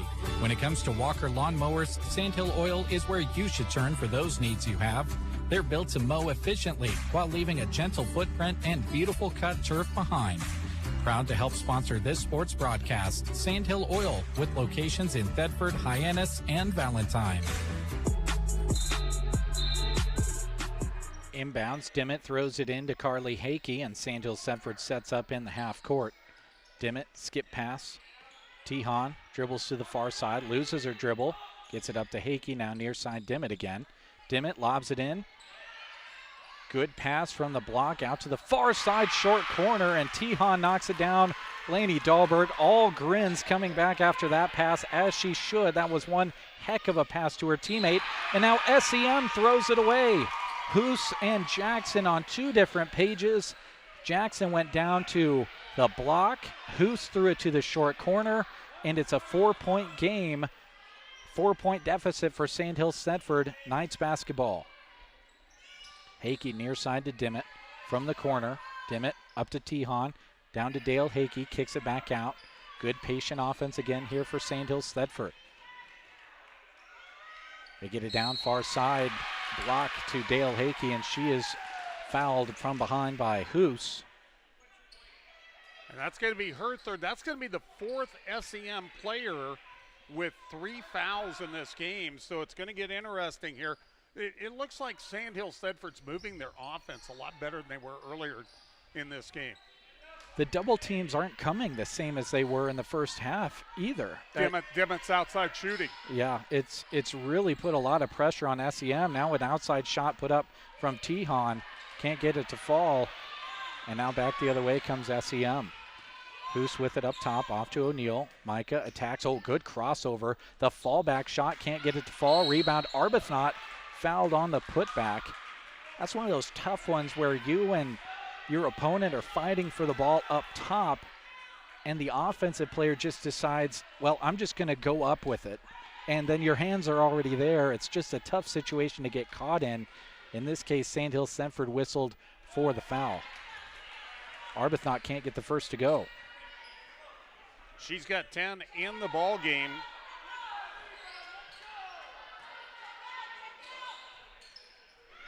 She gets the second one to fall, goes 1 for 2. It's a 5-point lead now for SEM. Quarter, so far scoring-wise, still belongs to Sandhills Thedford. Their big scoring run that has gotten them back into this one has been exclusively in the fourth quarter. Hakey off to Dimmitt, high post look. Dahlberg, one dribble, puts up the shot, can't get it to fall. Arbuthnot the rebound. It's one and done for Sandhills Thedford that trip. Hoos into the front court, top of the key. Dahlberg stands about 6 feet off of her. High post look, Arbuthnot squares up, double teamed, had it blocked by Hakey down low. Now SEM resets. Jackson had it swiped away. O'Neill recovers, goes up. The defense wasn't there, and she scores it. That's one of the few times there hasn't been a defender between O'Neill and the hoop, and she makes them pay. And now Coach Anderson wants to take a timeout for Sandhills Thedford. We'll step away as well. It's a 41-34 lead, SEM over Sandhills Thedford here in the girls contest. Nebraska Electric in Ansley is a proud supporter of this broadcast and area high school sports action. Playing hard throughout the season takes a lot of work, and Todd salutes that dedication. Any electrical work you need done right the first time deserves a free estimate from Central Nebraska Electric. Call them at 750-6458. That's Central Nebraska Electric in Ansley, sponsoring this broadcast and wishing area teams good luck this season.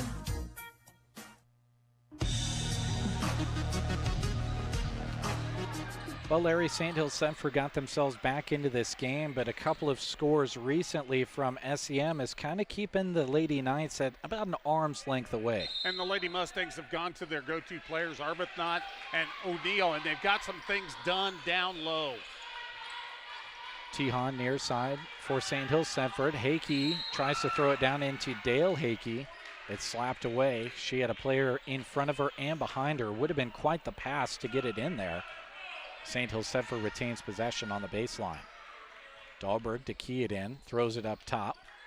Tejon with it, backs it out. Carly Hakey now. Carly goes far side. Up top to Tejon. Tejon can't keep that pivot foot down. Picked up the dribble at a weird spot in her step. Couldn't keep her toe down and called for the travel. 18th turnover against Sandhills Thedford, but only the second in the second half. They've done a really good job of not turning the ball over in this half, but that would come at a costly time for the Lady Knights. Time running out on Sandhills Thedford. Hoos loses her dribble, and a timeout is called by Coach Rohde. Awfully close to a 5-second call was Hoos. We'll step away as well. It's 41-34, a minute 59 to go here. Fourth quarter, SEM leads.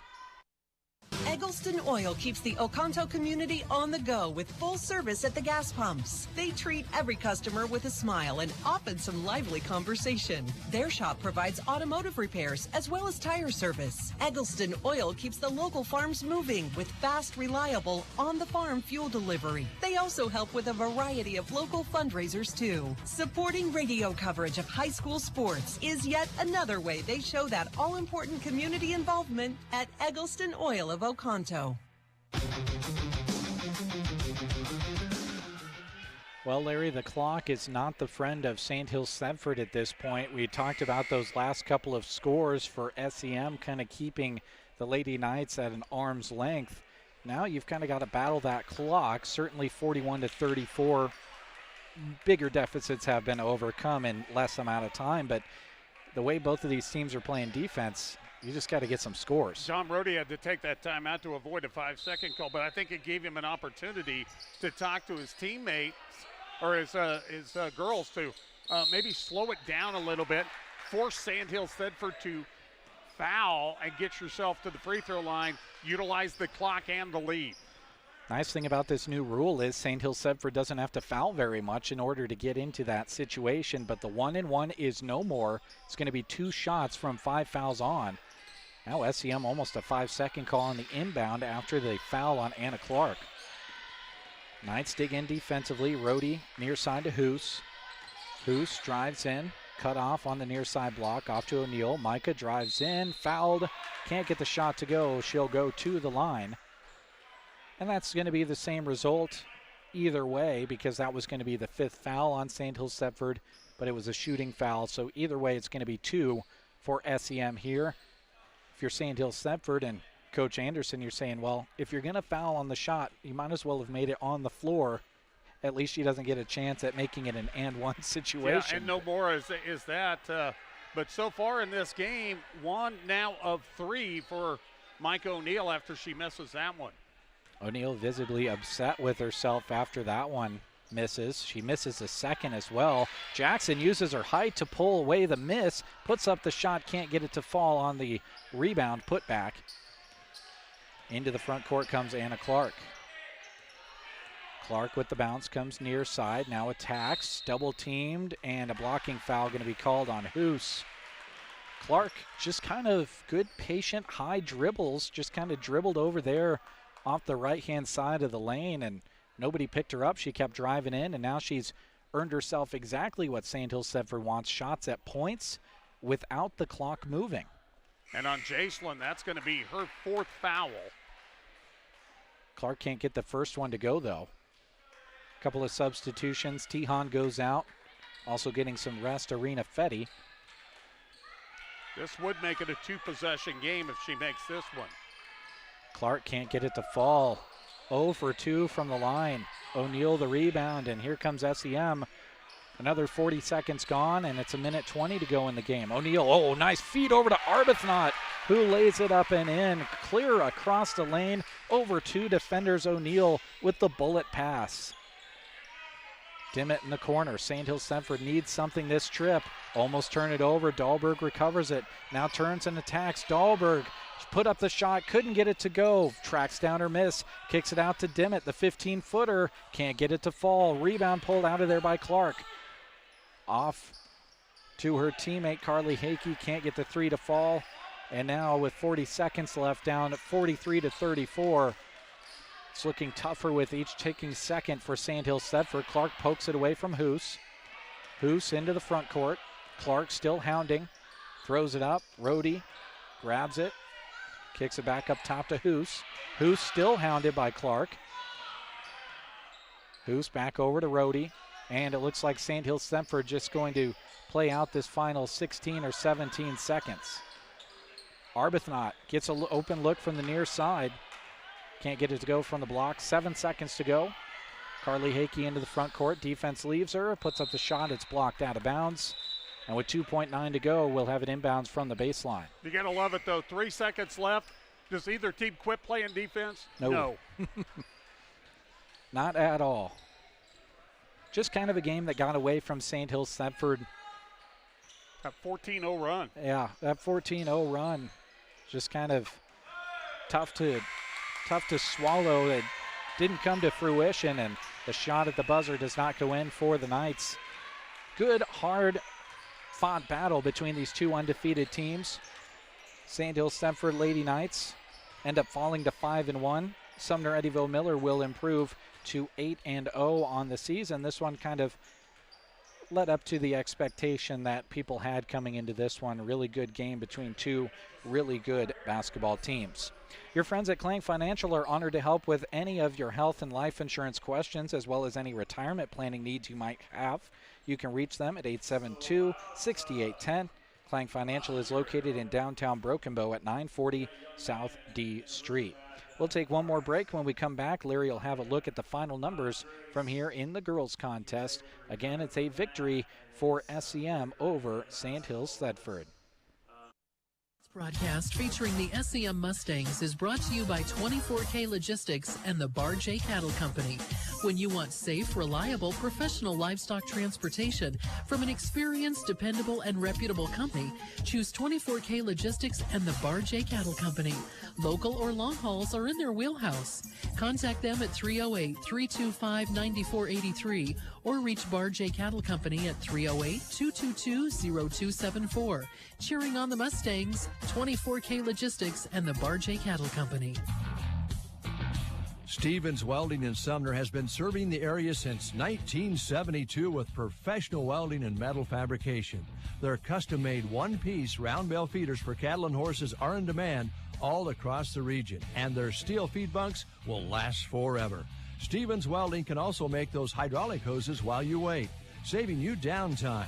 A tradition of quality workmanship. That's Stevens Welding in Sumner.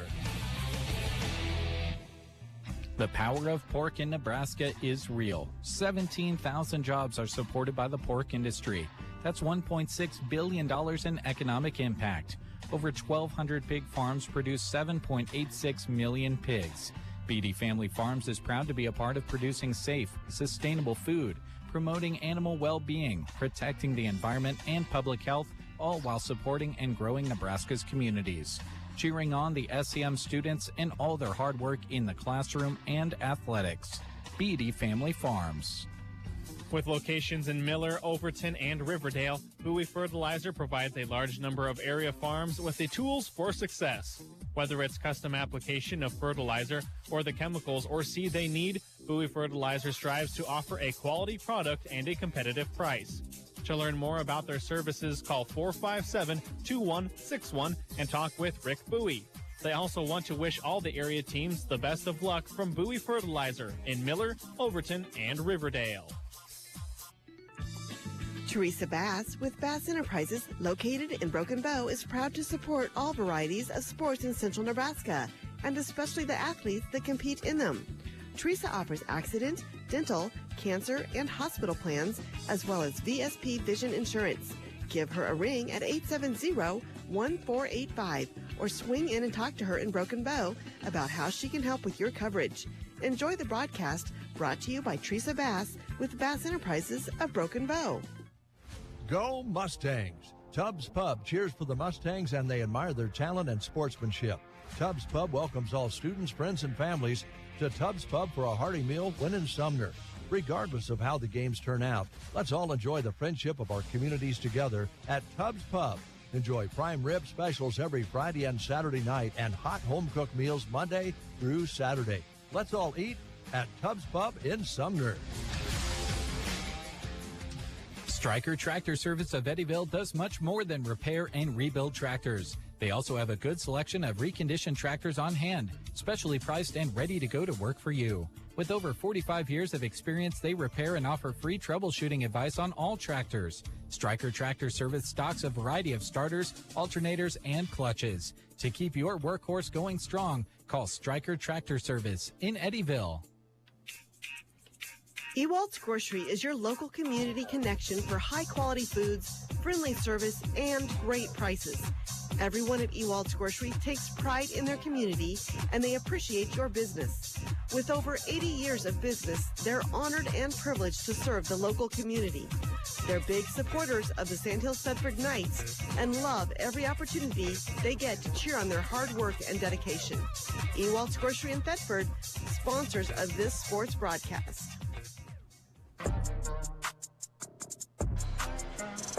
Welcome back to Sumner Afternoon Basketball on KBBN Radio and the Sandhills Express YouTube and Facebook pages. Final score in the girls contest, SEM gets the victory, improves to 8-0 with a 43-34 9-point win over Sandhills Thedford, who falls to 5-1. It was kind of all came down to the fourth quarter. Sandhills Thedford outscored SEM 12-7 there in that fourth quarter. It was kind of a lopsided game as we headed to the fourth, and Sandhills Thedford started it with a burst, but as really good teams do, Larry. SEM kind of kept them at an arm's length and then did that scoring late in that game when they needed to pull away. You've got to look at some of those final numbers that kind of explain that a little more. Yeah, when it was 38-34, I think, or 39-34 at one time, Taryn Arbuthnot came up with a big bucket down low that pushed it up to 41. She also added a free throw in that quarter to really help put Sandhills Thedford at bay. She was the leading scorer for Sumner Eddyville Miller with 13, also in double figures with Jacelyn Hoos with 11. 8 points for this afternoon for Micah O'Neill. 6 points for Katie Ryder, 4 for Jenna Claflin, and 1 for Kaylee Jackson, who pretty much more on the defensive end where she was a factor. For Sandhills Thedford, they had 2 players in double figures as well. Jalen Dimmitt led the way with 13. Lainey Dahlberg had 10. She only had 2 at halftime. She came on in that third quarter to help spark Sandhills Thedford for their comeback. 5 points for Carly Hakey and 2 each for Chelsea Tion, Anna Clark, and Dale Hakey. And that's a key right there that Dale Hakey got held down 2 points. That's how good a defense Kaylee Jackson was playing. Team statistics all dominated by Sumner Eddyville Miller. With the exception of free throws, both teams kind of struggled there. 9 of 16 for SEM, 5 of 10 for the Lady Knights. Sandhills Thedford with 30 rebounds. They had a 2-rebound edge at halftime, but SEM did a great job in the second half on the boards. They out-rebounded Sandhills Thedford 35-30, and in the turnover battle, the Lady Knights 18, the Lady Mustangs with 14. So again, your leading scorers, Taryn Arbuthnot with 13 and Jacelyn Hoos with 11 for the Lady Mustangs. And for the Lady Knights, it was 13 from Jalen Dimmitt and 10 from Lainey Dahlberg. Final score, 43-34. SEM remains unbeaten and shows why they are unbeaten. Sandhills Thedford, they've got a big game next week with Ansley Litchfield, and then also on Thursday at Ogallala before their Christmas break. And for Sumner Eddyville Miller, they'll be taking on Franklin before they go on a Christmas break. And big game for both teams. Both coaches thought that this would be their first test. It was a good test for both teams, and it was SEM that came away here on their home court. Yeah, Sandhills Thedford certainly with a game that raises your eyebrows quite a bit going into the Christmas break with that matchup at Ogallala on the 21st. The one for SEM that you kind of raise your eyebrows at as a fan. I know the coaches are going to tell you over and over again, we're just going to go game by game, but can't help but look at that Elmwood Murdoch game that is coming up at the Girls Basketball Showcase for SEM. Elmwood Murdoch 6-0 coming into this weekend. SEM now, of course, 8-0. Wouldn't be a surprise to see both of those teams heading into that great matchup in Kearney, both undefeated. Certainly something to keep an eye on there. We switch our focus now to the boys contest. SEM comes into this one at 4-2. Sandhills Thedford at 4-0. Larry's gone down to go and get the starting lineups. As he does that, we'll go ahead and get things started here in the booth here at Sumner High School. Sumner Eddyville Miller, again, thank you for tuning in with us this afternoon. My name is Jeremy Shipe. You're tuned in to KBBN 95.3 FM, KBBN.com, or the free app. 3 different ways to listen to this one. If you're listening and you want to be watching, you can load up the YouTube app on your phone, your tablet, or your television at home. Just search Sandhills Express and you'll see that we are live with a video screen up for you. We've got the scoreboard on there, and we've got the announcing over the top of it. It's a great viewing and listening experience for a Saturday if you want to kick your feet up. Glad to have you all along, no matter how you're watching or listening. We appreciate your listenership and viewership, and we so appreciate all of the sponsors that are making this broadcast possible. As I mentioned, the sponsors, we're going to go ahead and take a quick commercial break and hear from a few of them. When we come back, we'll start breaking down this matchup between the 4-2 SEM Mustangs and the 4-0 Sandhills Thedford Knights. Larry will have the call for you after a bit of a pregame here on KBBN Radio.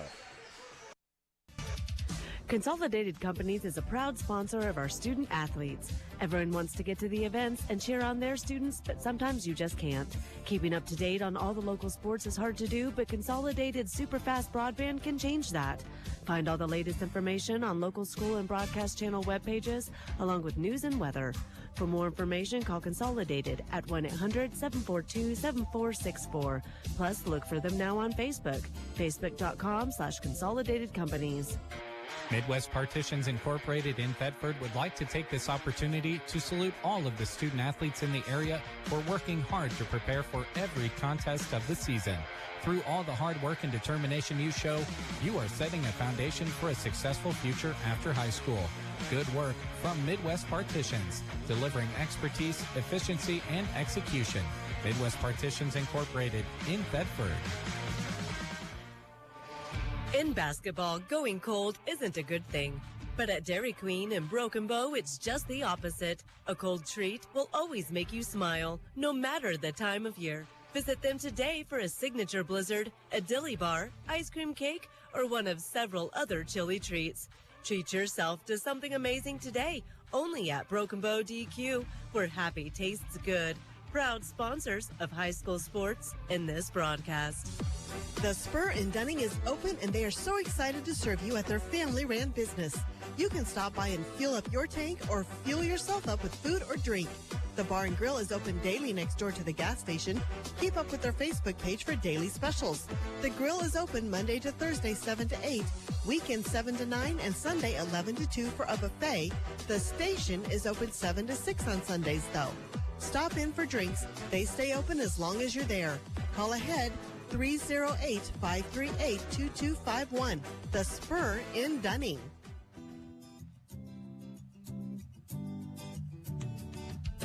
This high school sports broadcast is brought to you in part by Harsh Mercantile, proud supporters of the Sandhills Thedford Knights. Academics and athletics alike benefit these students.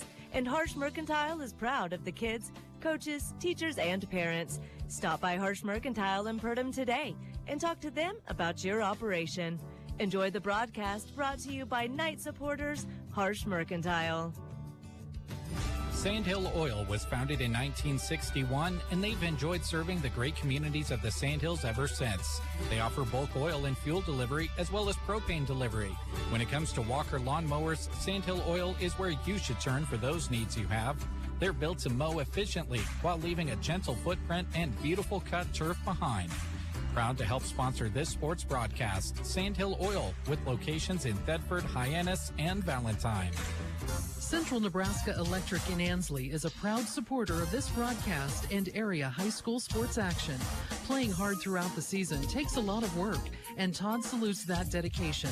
Any electrical work you need done right the first time deserves a free estimate from Central Nebraska Electric. Call them at 750-6458. That's Central Nebraska Electric in Ansley, sponsoring this broadcast and wishing area teams good luck this season. Welcome back to Sumner as we're about 9.5 minutes away from the start of the boys contest here on KBBN Radio and the Sandhills Express YouTube and Facebook pages. Welcome Larry Kottner back into the broadcast.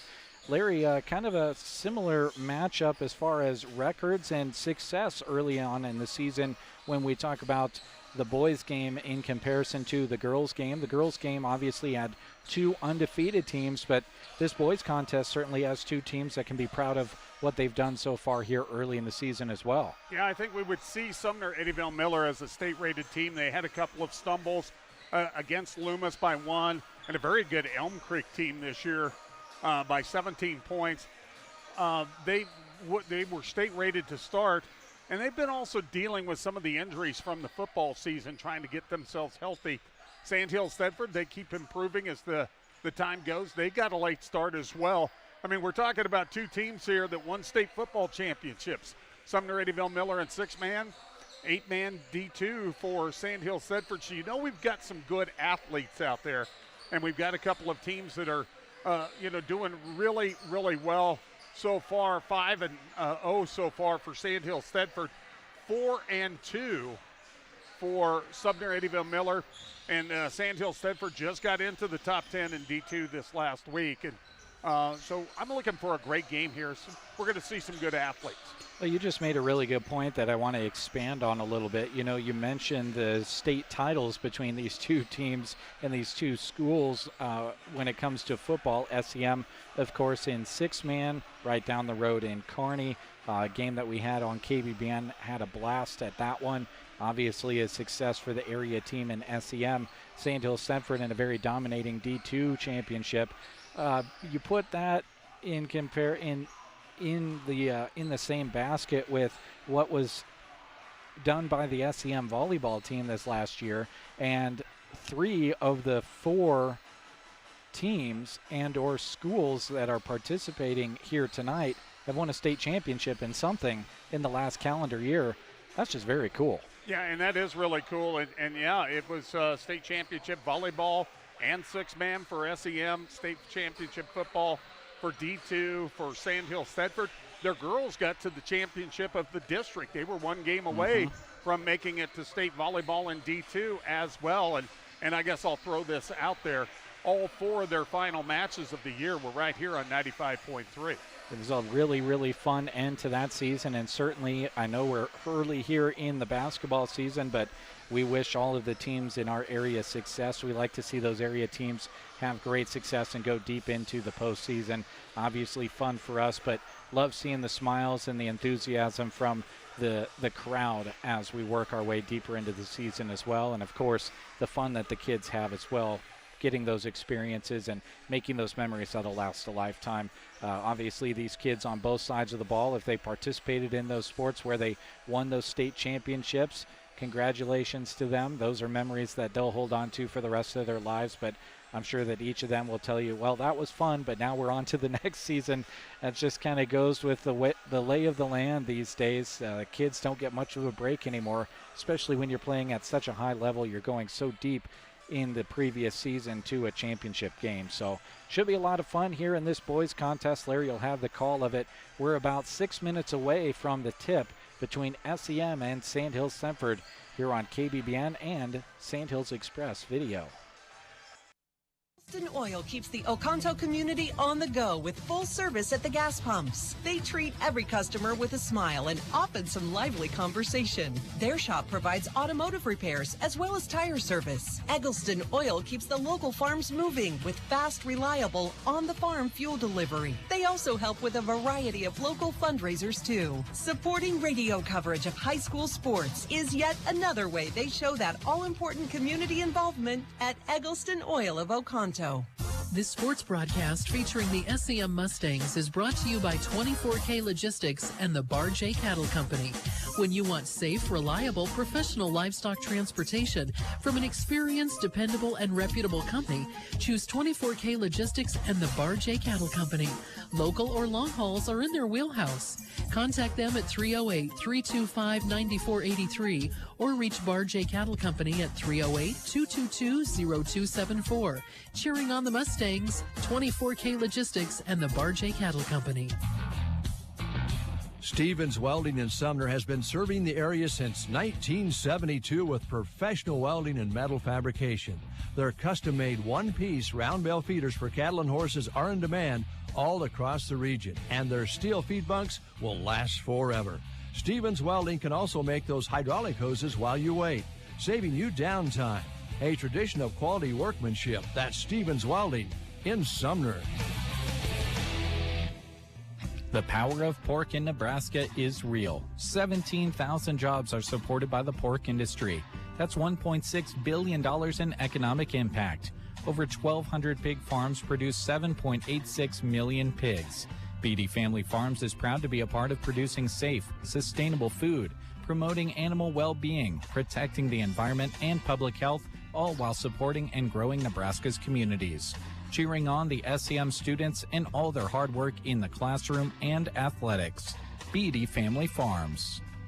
With locations in Miller, Overton, and Riverdale, Bowie Fertilizer provides a large number of area farms with the tools for success.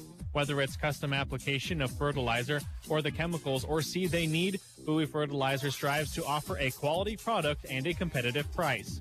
To learn more about their services, call 457-2161 and talk with Rick Bowie. They also want to wish all the area teams the best of luck from Bowie Fertilizer in Miller, Overton, and Riverdale. Teresa Bass with Bass Enterprises, located in Broken Bow, is proud to support all varieties of sports in central Nebraska, and especially the athletes that compete in them. Teresa offers accident, dental, cancer, and hospital plans, as well as VSP Vision Insurance. Give her a ring at 870-1485 or swing in and talk to her in Broken Bow about how she can help with your coverage. Enjoy the broadcast, brought to you by Teresa Bass with Bass Enterprises of Broken Bow. Welcome back to Sumner Eddyville Miller High School as we get ready for the boys contest. Larry, let's talk a little bit about some of the names that you'll be calling out in this boys contest. We'll start with the visiting Sandhills Thedford Knights. Several names that we're familiar with from basketball last season, several names that we are familiar with from the championship football team. Kyle Cox kind of on the offensive side of the ball for Sandhills Thedford on the basketball floor, kind of does a lot of the same things as he does at the quarterback position on the football field, just kind of keying everything for the Knights. Yeah, he's the guy that makes things happen for Sandhills Thedford, but also Brady Dahlberg. His inside presence is always very important. For Sandhills Thedford, I think to get a victory here, they need to get a good game out of both Maurice Robinson as well as Aiden Hall, who can shoot from the outside when he's open. You mentioned Maurice Robinson. He's that kind of guy that if you need a spark or you need some energy, he has the motor to give you both of those things. Yeah, he does, and that's the thing, you know. And also, I think the other thing that's going to be important for Sandhills Thedford is how good their bench contributes, because we know Sumner Eddyville Miller is deep. They played all 12 guys last year, and they're going to play a bunch this year too. And they like to run up and down the floor quite a bit, and that just lends itself to having a team where you can go deep. And we've come across it several times in our years of calling games together. These coaches say, hey, I want 100% out of you when you're out there. You're going to be sprinting up and down the floor, and if you need a rest, you let me know, and I'll get you back in there when you're ready to go again. We're just going to run, and that is exactly what Coach Line wants out of SEM. How cool is it to see SEM just kind of morph from this team of last year that went so deep into things at the state tournament? Of course, played each day at the state tournament, had that big win over the 4-seed Osceola as the 5-seed themselves. They gave Wynot, the number 1 seed, a scare, lost that game by just 3, and then won the 3rd place game over Shelton. Jace Rosentrader was a role player on that team. He came off the bench and I would argue was probably one of the best 6th man in the entire state at any level. And now he's the leader on this team, averaging just over 14 points a game to lead SEM. That's what you need out of your senior, a guy like that from Jace Rosentrader. Also, junior Cohen Rohde is also going to be a big factor, as well as Colt Schroeder, who's been a starter, and Chance Dakey. He'll be another one of the kids to look at. So let's take a look at the starting lineups, brought to you by 4 County Heating and Air. Owners Brian Hogg and Austin Cox serve the area with a combined 20 years of experience in the HVAC industry. They provide free estimates and 24-hour service. No matter what the temperature is outside, they will make the temperature inside just right. Call 4 County Heating and Air in Broken Bow, 872-2258. Let's take a look at the Knights. 5-0 on the year. They'll go this way. Kyle Cox, 5'10" junior. Aiden Hall, 6'3" and a junior. Ross Martindale, a 5'10" junior. Maurice Robinson, 5'10". He's just a sophomore. And 6'5" senior Brady Dahlberg. For SEM, it's Chase Mateo, 5'9" and a junior. Jace Rosentrader, 6'1" senior. Chance Dakey, 6'4" sophomore.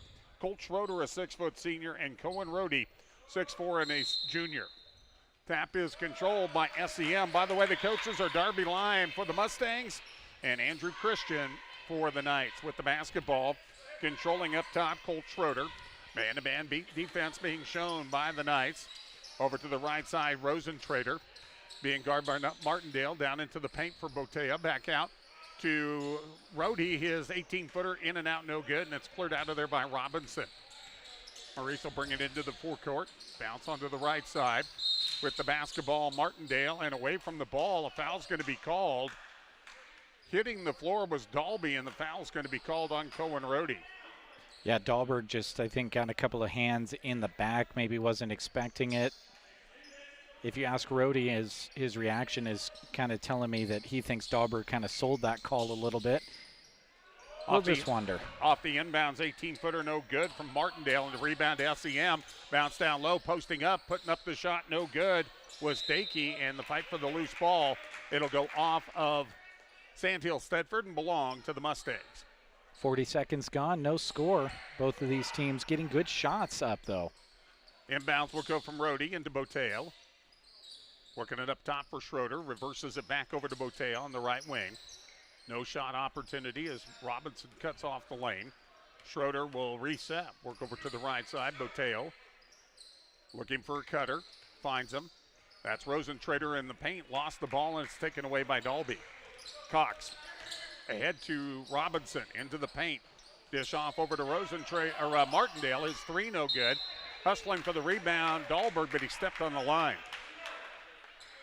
Well, a couple of turnovers in a row for each of these two teams. Dahlberg doing good to get position for that rebound, and I'm going to guess he's going to have a few rebounds here tonight, but just stepped on that baseline, and we're still scoreless.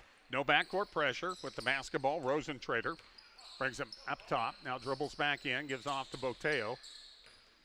And out the help defense. Dahlberg comes out on him. Boteo with the ball still. Picked up the dribble, dishes it off up top for Rohde. Given off to Rosentrader and knocked away, but a foul on the reach in on Ross Martindale. Minute 36 in. We haven't had very many shots either. No, haven't had many shots, and those shots that have gone up haven't gone in. Could this be a tale of the girls' game and boys' game being the same, a defensive struggle? Colt Schroeder into the paint, down low. Dakey to Rosentrader. Nice spin move up and in. Well, he did a pretty much a 360 spin on that one. Cox leads it quickly ahead to Hall. Aiden will give it up to Martindale. Over to the right side for Robinson. Robinson will dribble in a bit to the free throw line. Crossover, takes it in. 5-footer up and blocked, but a foul is going to go on Chance Dakey. Yeah, the block was good up top, but they're going to call, at least the signal is going to be a blocking foul on Dakey for the contact in the air. So Robinson will go to the line. First one for Maurice Robinson is good, nothing but the net. And Sandhills Thedford is on the board. It's 2-1. 5:53 remaining, first quarter just underway from Sumner Eddyville Miller High School Gymnasium. Second one by Robinson is good. Good looking shot from Mo there at the line. Both of them, nothing pretty much but the net. Schroeder over to the left side, gives it off to Rosentrader, drives, blocked out of there by Dahlberg, but they're going to get him for the foul. Got a lot of ball, but must have got him down low with the body. Took Jace a little bit of time to kind of get his feet under him in this one. Kind of found himself out in no man's land out around the wing, but if we know anything about Jace, it's that he likes to live in the lane, putting pressure on the defense, and that previous run down the floor for SEM, he likes to be under the rim, spinning around like you called it, spun a full 360 before making that shot. First free throw, no good. He's got the second one. That one will not go. Tipped around, controlled by Martindale. He'll push it into the forecourt for the Knights. Looking backdoor, didn't have it. Now it'll be Hall for a long three. Off the glass. He opened up the ATM. The bank was good. 5-2. Sandhills Thedford with the lead. Over to the right side, Schroeder. Bumped into, now it's Cohen. Rohde with the spin move, puts it up too strong, and the rebound down by Robinson. Laid ahead to Martindale down the right side. Holds up there, back out to Robinson. Stutter step, drives, blocked, but a late whistle and a foul. And Maurice Robinson will go back to the charity stripe to shoot a couple more after the foul on Jace Rosentrader. Well, and that just looked like Maurice Robinson was the bowling ball and everyone else down there was the pins. Left his feet when he came down, knocked down one of his teammates. knocked down a defender, and he himself went down. Robinson's free throw, that one no good. Off the iron. No more one-and-ones in high school ball. Occasionally you'll get the 1 and 1, but otherwise you're looking at 2 free throws each time. Makes the second in, and it's a 6-2 game in favor of the Knights. Mo is 3 for 4 from the free throw line for Sandhills Thedford. Up top with it, it's Schroeder. They work it around the perimeter. Bateo into the corner, Rosentrader. Back over to Schroeder, had a step. Hall tries to cut him off, but didn't quite have the right angle, and the official going to call him for the foul. Yep, just a step behind. If he was a little bit quicker laterally, wouldn't have gotten that foul called against him. Brody gets it in to Boteo. Up to Schroeder. Up top, 3 ball by Dakey. No good, would not fall for him. Rebound comes out long to Dalby. With it into the forecourt. Kyle Cox gives off to Robinson. Couldn't get it to fall. Had a good look. It just a little too far away, and it's taken out of there by Rhodey. Nice dish off by Rosentrader. Dakey couldn't get it to go, but he'll draw the foul. And that's going to be on Kyle Cox, his first. That's going to be the 14th foul. So next foul on Sandhills Thedford, SEM will be in the bonus. And they're really hoping that that doesn't happen anytime soon, especially at 4:35 on the first quarter clock. That's just a lot of time in what I expect to continue to be a pretty physical game to send your opponent for 2 at the line every single foul. Boteo out as Isaac O'Neal, 6-foot sophomore, checks in.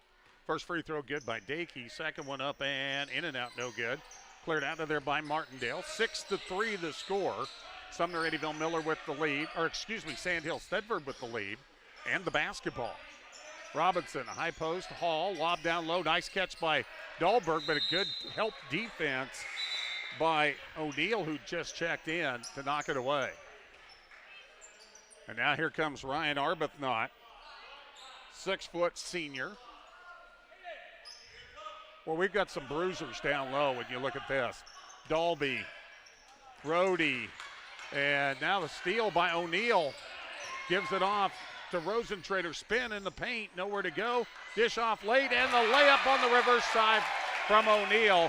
You give the gift to the guy that got you started on that drive.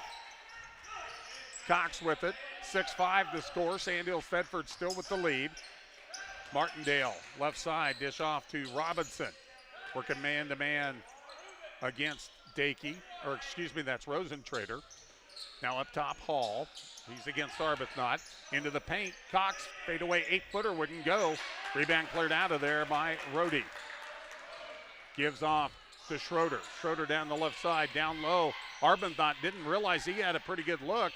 Gets it back out. They work it around over to O'Neal. Bounces around, couldn't go. Dahlberg. Cox laid ahead. Robinson the catch. Put up, partially blocked by Arbuthnot. Robinson gets it back, puts it up and in. How many times we see that pass during football? Cox to Robinson. 8-5.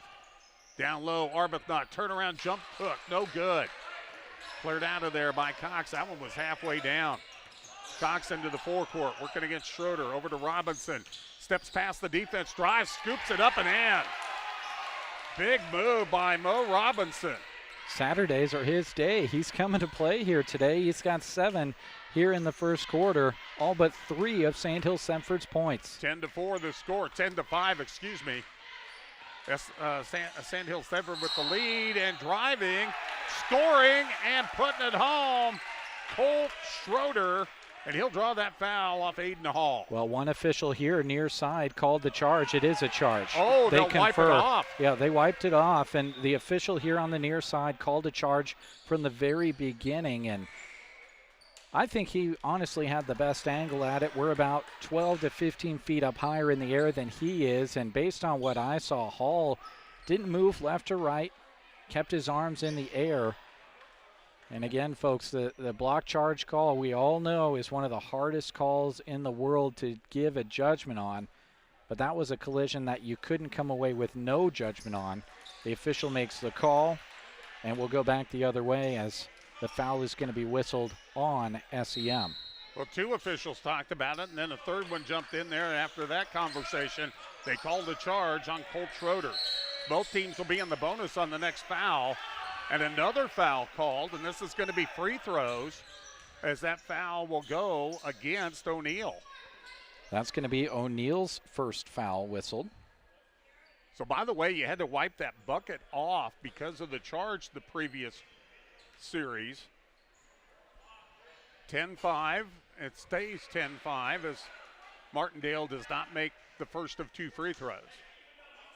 If you're Coach Kristen, you're telling Ross Martindale, be careful with that basketball, because Darby Line is giving the official on the near side an earful about him potentially carrying when he was bringing the ball up last time. It was awfully close. Martindale misses them both. SEM with the rebound. They've got the basketball.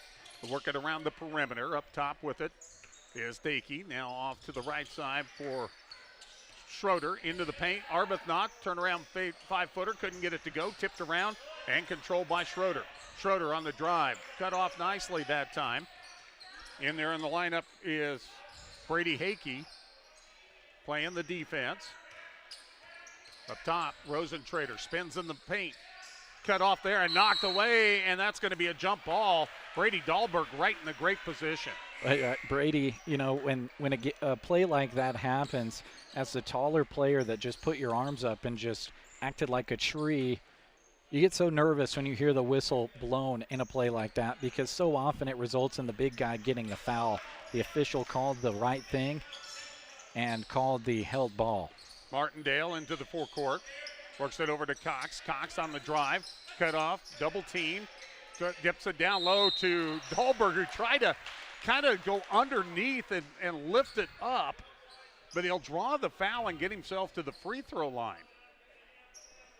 That's going to be on Chance Dakey. That is his second foul in this contest so far. And Dahlberg will go to the line looking for his first points. Dahlberg's first free throw is in and out, no good. Arbuthnot will come back in. Dakey will sit down.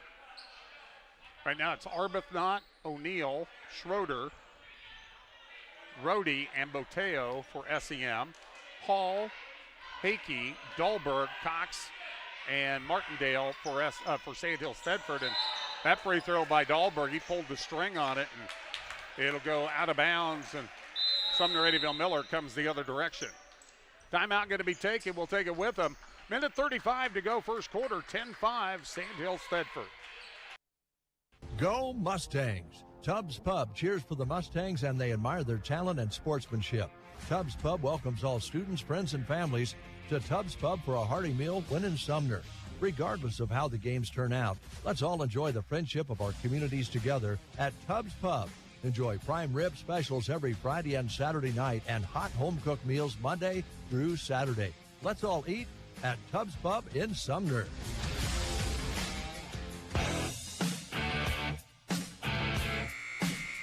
Your friends at Klang Financial are honored to help you with any of your health and life insurance questions, as well as any retirement planning needs you may have.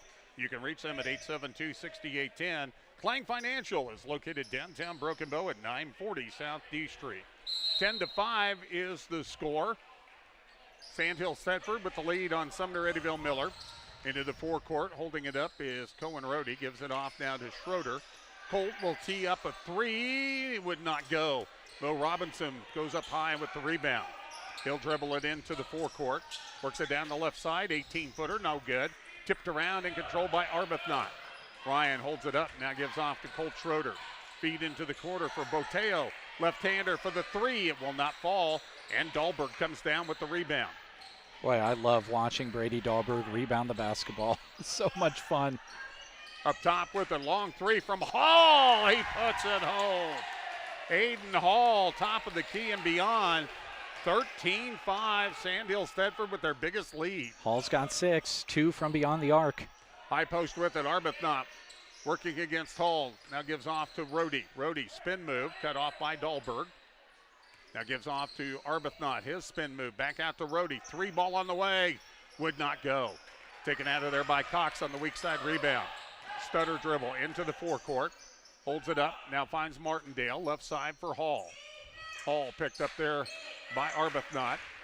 Finds Cox as the cutter. 10-footer up, no good, but he'll draw the foul from Colt Schroeder. And right now, Sandhills Thedford doing a good job of getting themselves to the free throw line. And Colt Schroeder getting his second foul called, and that is going to be 6 fouls on SEM. And that's kind of something that can snowball a little bit, especially when you pick up a good amount of fouls. The thing that SEM has working in their favor is they typically go pretty deep, so you know that you can rely on those kids coming off the bench because they're used to coming in. Just maybe don't like senior players get 1, especially 2 fouls in the opening quarter. Kyle Cox makes them both, and it's a double-digit lead for the Knights, 15-5, and Sumner Eddyville Miller needing to get something going on this possession. Mateo had it knocked away, but it's retrieved by Cohen Rohde. Spin move in the paint, puts it up, couldn't get it to go, but he'll draw the foul on Brady Dahlberg. Well, that one got Coach Line up on his feet. He was about to be super pumped if that one fell through. He's a fun coach to watch. If you ever get a chance to come to an SEM game, folks, you got to watch Coach Line just for a couple of possessions over on the bench. He's a blast to watch. Free throw up and good for Rohde. That's 15-6. Excuse me, Larry. I'm sorry. That's 2 on Dahlberg, by the way. You know, talking about Coach Line, he and Coach Christian, they're a couple of the most accommodating coaches that we run across during the season. There's a lot of good coaches in the area, but these are 2 of the guys that just so easy to deal with. Inbounds after the make. Off to Martindale for a 3. It's off the mark. Robinson, the rebound. Was it good? No. After the buzzer, so the shot will not count. After one, Sandhills Thedford with the 8-point advantage. Knights 15, Mustangs of SEM 7. Back after this. Stryker Tractor Service of Eddyville does much more than repair and rebuild tractors. They also have a good selection of reconditioned tractors on hand, specially priced and ready to go to work for you. With over 45 years of experience, they repair and offer free troubleshooting advice on all tractors. Stryker Tractor Service stocks a variety of starters, alternators, and clutches. To keep your workhorse going strong, call Stryker Tractor Service in Eddyville. Ewald's Grocery is your local community connection for high-quality foods, friendly service, and great prices. Everyone at Ewald's Grocery takes pride in their community, and they appreciate your business. With over 80 years of business, they're honored and privileged to serve the local community. They're big supporters of the Sandhills Thedford Knights and love every opportunity they get to cheer on their hard work and dedication. Ewald's Grocery in Thedford, sponsors of this sports broadcast. 15-7, our score after 1 quarter of play here in the boys' game. Sandhills Thedford leading this one. Sumner Eddyville Miller won the girls' game earlier, 43-34. SEM will have the basketball working left to right to start the second period. Arbuthnot, or excuse me, that's Rohde, gives it off to Boteo. Now Arbuthnot, left side for Jace Rosentrader is back in there. Now Boteo up top, back to Rosentrader, into the paint, driving, puts it up, couldn't get it to go, tipped it around, got it back himself, pump fake, puts it up and in. Oh, a nice move there from Jace Rosentrader. That's his bread basket right there. 15-9 now the score is SEM chipping away at that lead. Up top, 3 ball by Hall off the front of the iron, no good, long rebound to Robinson. Looks over left side, open, Martindale, 12-footer, it will not fall. Arbuthnot with the rebound, and here comes SEM. Trying to cut into that lead of Sandhills Thedford's a little bit more. With it up top, Rohde bounce to the high post for Arbuthnot. Left side finds Boteo, looked at the 3, doesn't take it. Now Rosentrader into the paint, double team, kicks back out for Rohde. Rohde to the free throw line, back to Boteo. Isaac O'Neal in the corner. Now Rohde, skip pass over to the right side, Boteo. He'll take it in the paint, drives, puts it up no good, but he'll draw the foul as Brady Hakey is going to get this one. Offense for SEM, that trip down, looking a little bit stagnant. And I think that's a result of Sandhills Thedford just kind of being off the man that they're defending a little bit, packing it in the paint. SEM has got a lot of large bodies on their team. They want to go inside And Sandhills Thedford has a lot of the same thing. They want to play physical inside, as we've seen them play for a long time now, and they're just not letting them do it. Mateo missed the first one, going to have a second one here. It's up and no good again off the back of the iron. Long rebound out to Martindale. For the point guard, Martindale's been in there on a lot of defensive rebounds. Leads it ahead to Hall, now to Martindale. Bounce over to the right side. Kyle Cox, 15-footer, no good. Clear out by Arbuthnot. Leads it ahead to O'Neill. He's got a step, takes it in on Hall. Stolen away by Martindale. Martindale the other direction. Knocked away by Colt Schroeder. Into the hands of Rohde. 3-on-3. Rohde lost it. Taken back now by Robinson. 2-on-1. Dish off for Hakey. Pump fake. Puts it up. Puts it in. He got Arbuthnot to go past him. And Hakey with the nice move and a timeout taken. 6:05 to go first half. 17-9. Sandhills Thedford. Got spirit, yes we do. We've got spirit, how about you?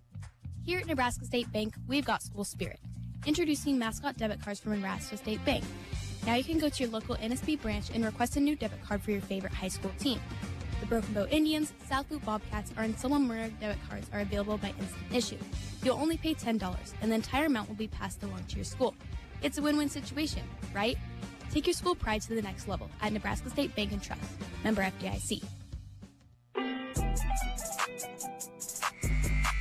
17-9 our score from the Sumner Eddyville Miller High School Gymnasium. Sandhills Thedford on top of the Mustangs by 8. As second half of our doubleheader, we're in the second quarter. No backcourt pressure. We really haven't seen much of that here in this game. SEM will bring it across the timeline. With it, it's O'Neill. Gives off Rosentrader up top for Colt Schroeder. Now, Rosentrader, 14-footer, would not go good. And up high, O'Neill for the rebound. They'll keep the possession. Schroeder off to Rosentrader. Works the right side, has a lane, takes it in, puts it up partially, blocked by Cox. Rebound, though, again, O'Neill. Bounce back out. Rohde spins over to the right side, blocked by Hall, but a foul will be called. Yeah, kind of got him on the side of the head, a little bit on the arm. Got the ball, but when you get the arm, the face, the neck as well, that's going to result in that foul call. That's going to be the second on Aiden Hall. And with Brady Dahlberg having 2 fouls, he's going to come back in. Free throw, good by Rohde. Arbuthnot's also going to come back in. Makes it a 17-10 game on the made free throw by Cohen Rohde.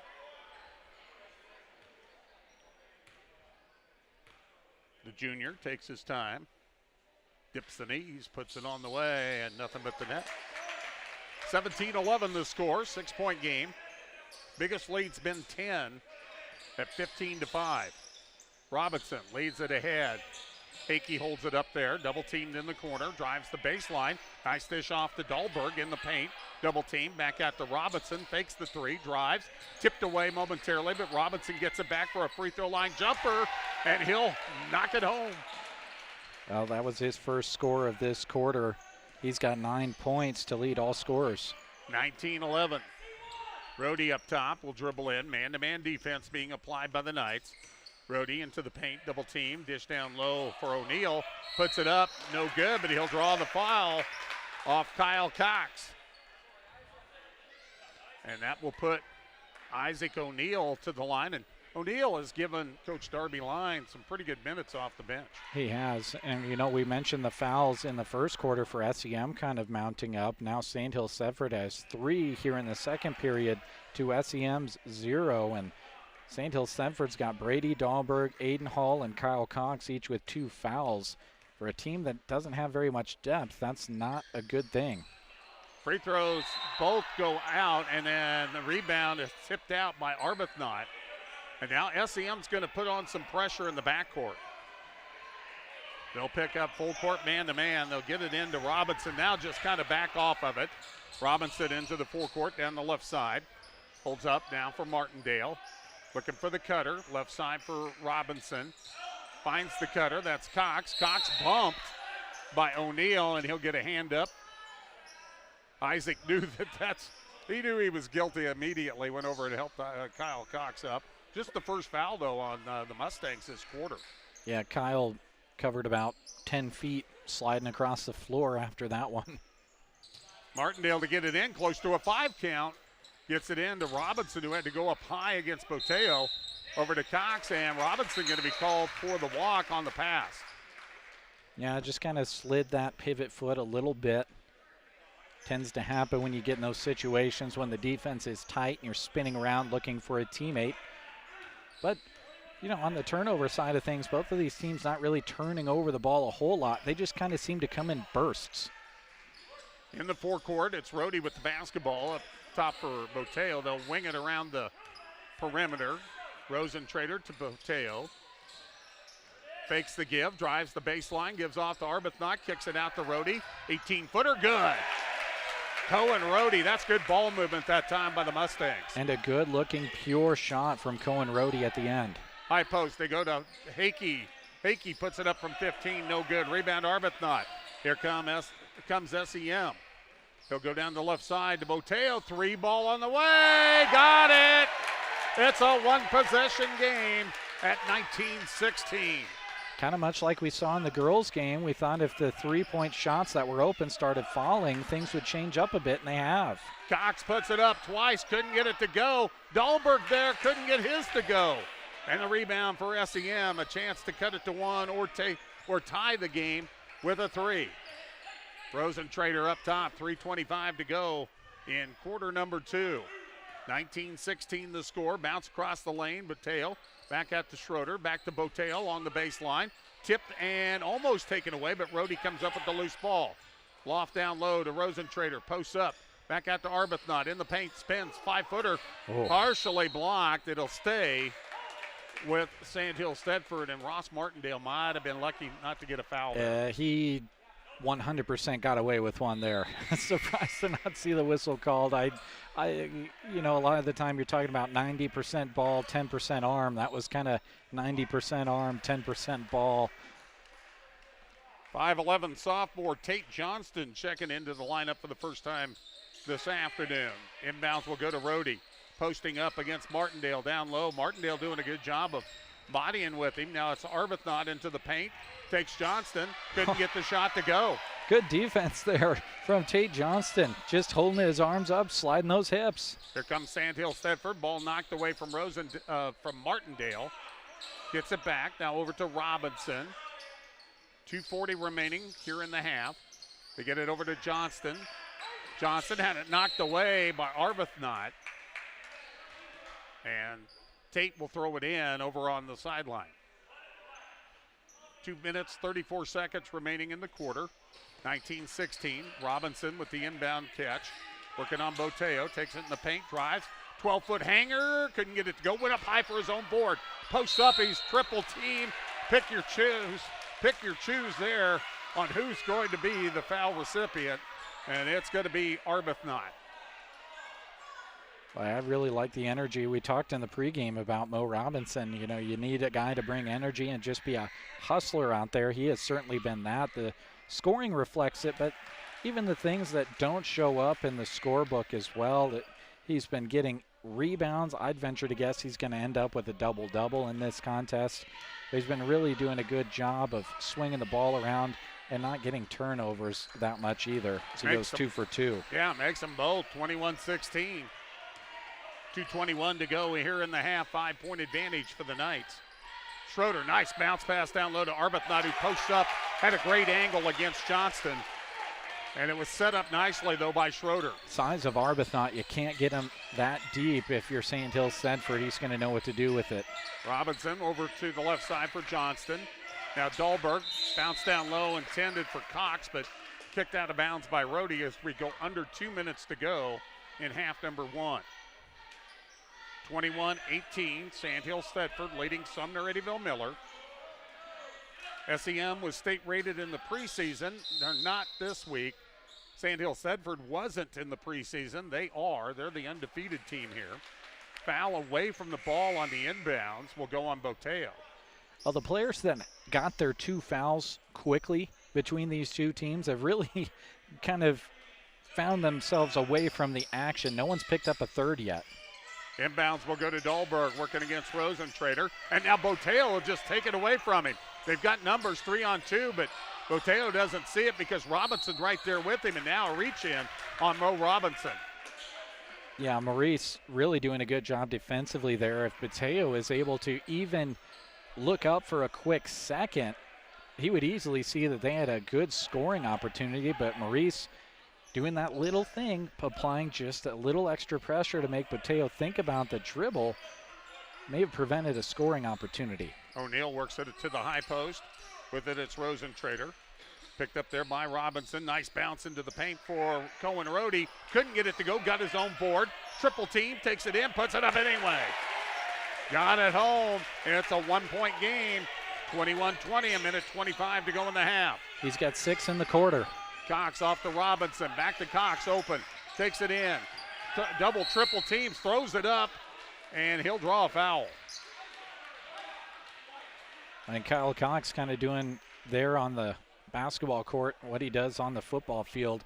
Doesn't really mind having defenders around him a lot. There's always a way out for Kyle Cox, and he swum through there and drew the foul on Ryan Arbuthnot. That was his second as Cox makes the first. Yeah, and I think he was used to having a spy on him during the football season whenever he was carrying the ball. This time, I think SEM's got 2 or 3 spies. If he gets in that paint, he's triple teamed. That time he was quadruple teamed. Cox 4 of 4 from the free throw line now. Boteo into the forecourt, 23-20. Sandhills, Thedford, high post they go to Arbuthnot, backing down Johnston. Nice dish off over to O'Neal. His man Robinson had come off to help out, and Arbuthnot found him, and now turnover at the other end. Arbuthnot with the loose ball with 52 seconds to go, and the Mustangs with a chance to take their first lead in a long time. Kyle Cox was open. He just didn't know it. Robinson fired the ball ahead, and Kyle just wasn't ready for it, and that was the turnover.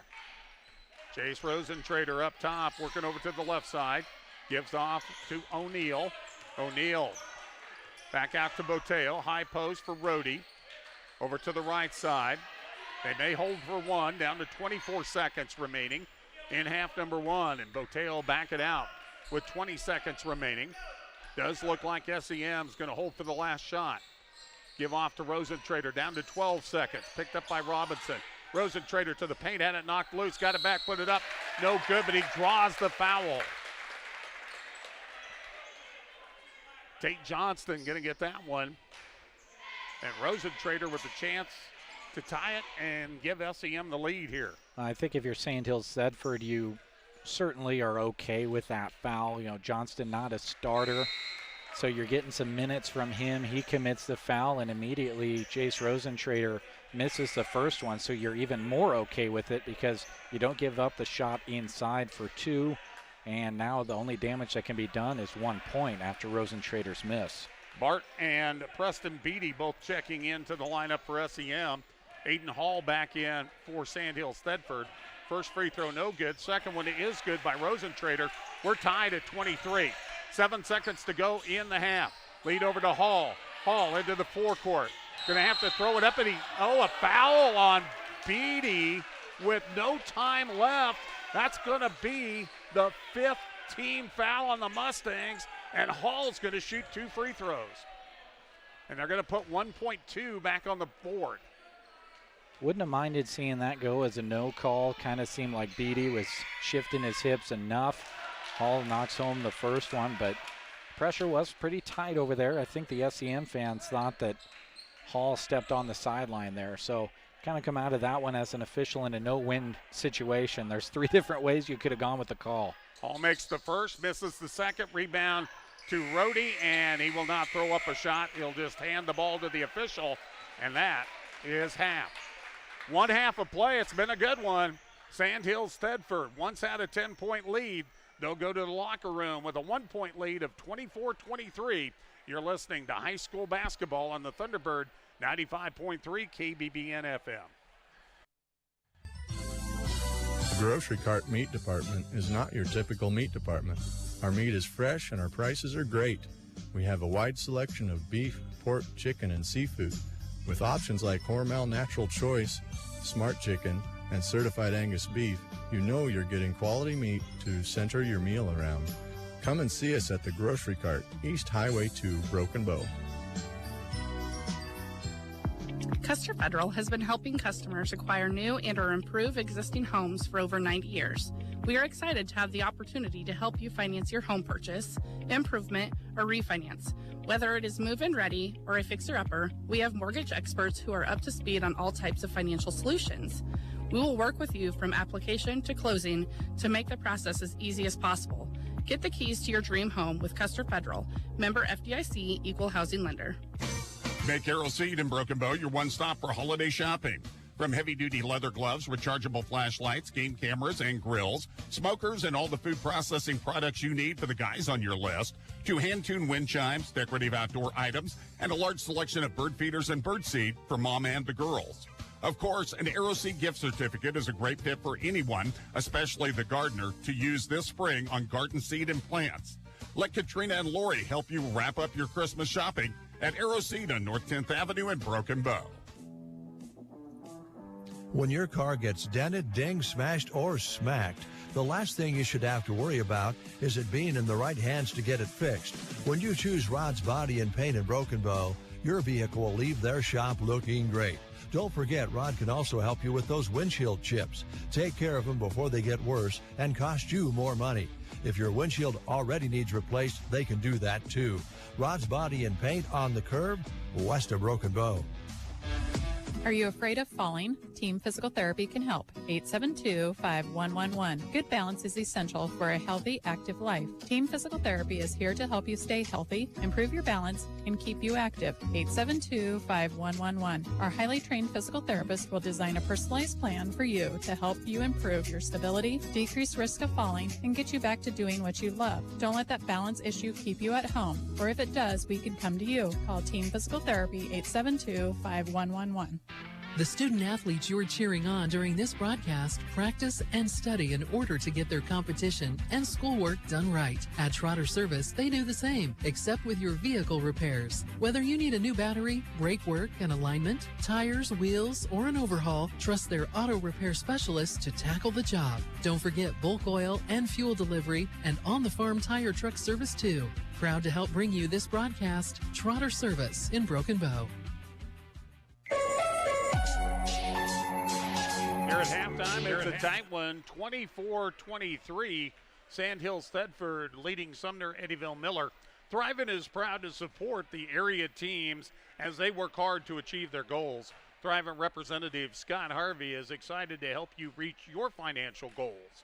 He will help you create a financial strategy that reflects your priorities and protects what matters most to you. Whether it's insurance, investments, or planning for retirement, give Scott Harvey and Thrivent Financial a call today at 308-872-2511. Again, 24-23. The Knights of Sandhills Thedford on top of the Sumner Eddyville Miller Mustangs. And with the first half numbers, here's Jeremy Scheib. All right, thank you very much, Larry. We'll start with the visiting Sandhills Thedford Knights, led in scoring by Maurice Robinson. He's got 11 so far on the afternoon. Free throw line, big story for Mo. He's got 5 of 6 from the free throw line. Has also knocked down 3 2-pointers from the field for his 11.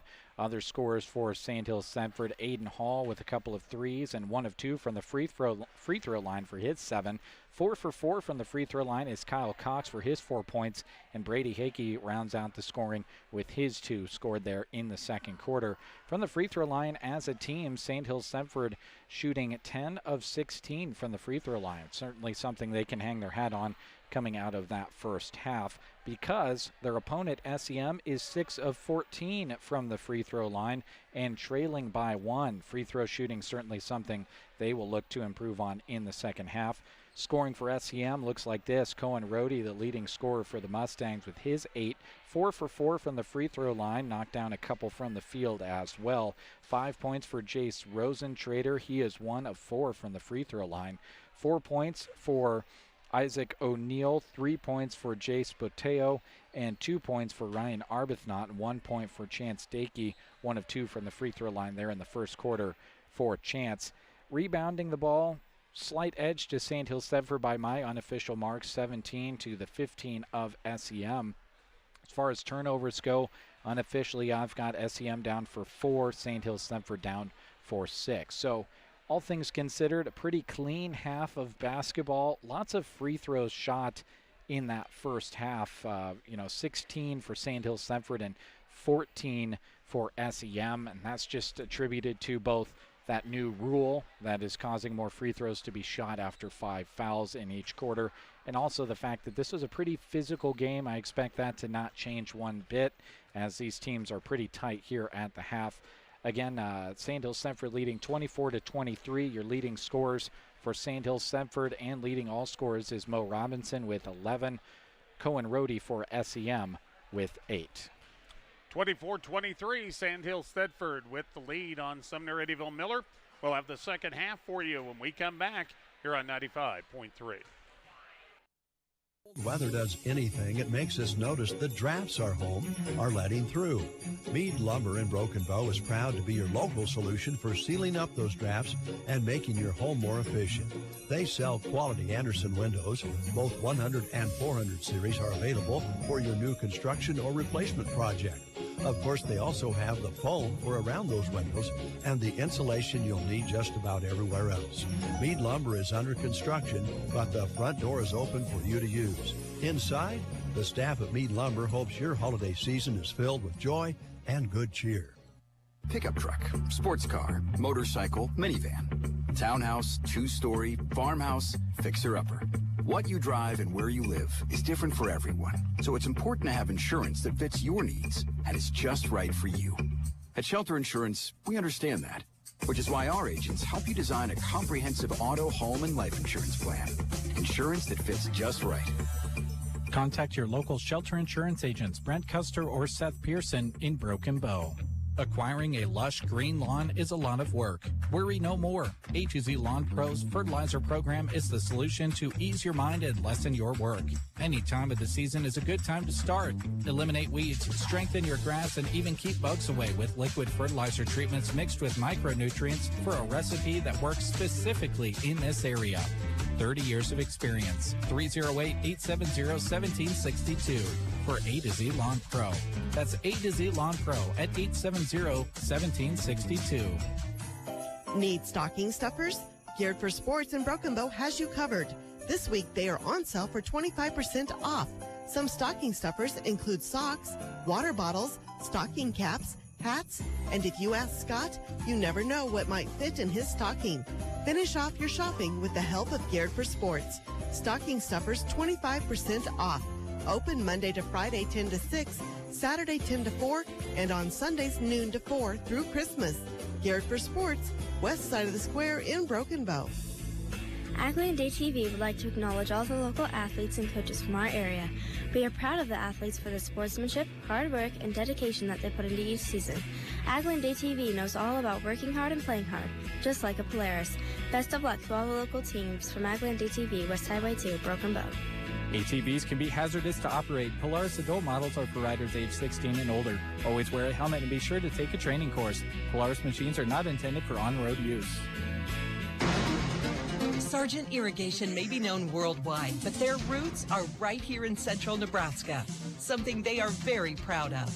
They hire right here in the heartland and know their success is due to those quality employees. As a way of showing support for the community, Sargent Irrigation sponsors high school sports broadcasts so those unable to attend can follow the action. Enjoy the broadcast, sponsored in part by Sargent Irrigation in Broken Bow. And we come back here to Sumner Eddyville Miller, along with Jeremy Shipe and our videographer today, Summer Yarrington. I'm Larry Kottner.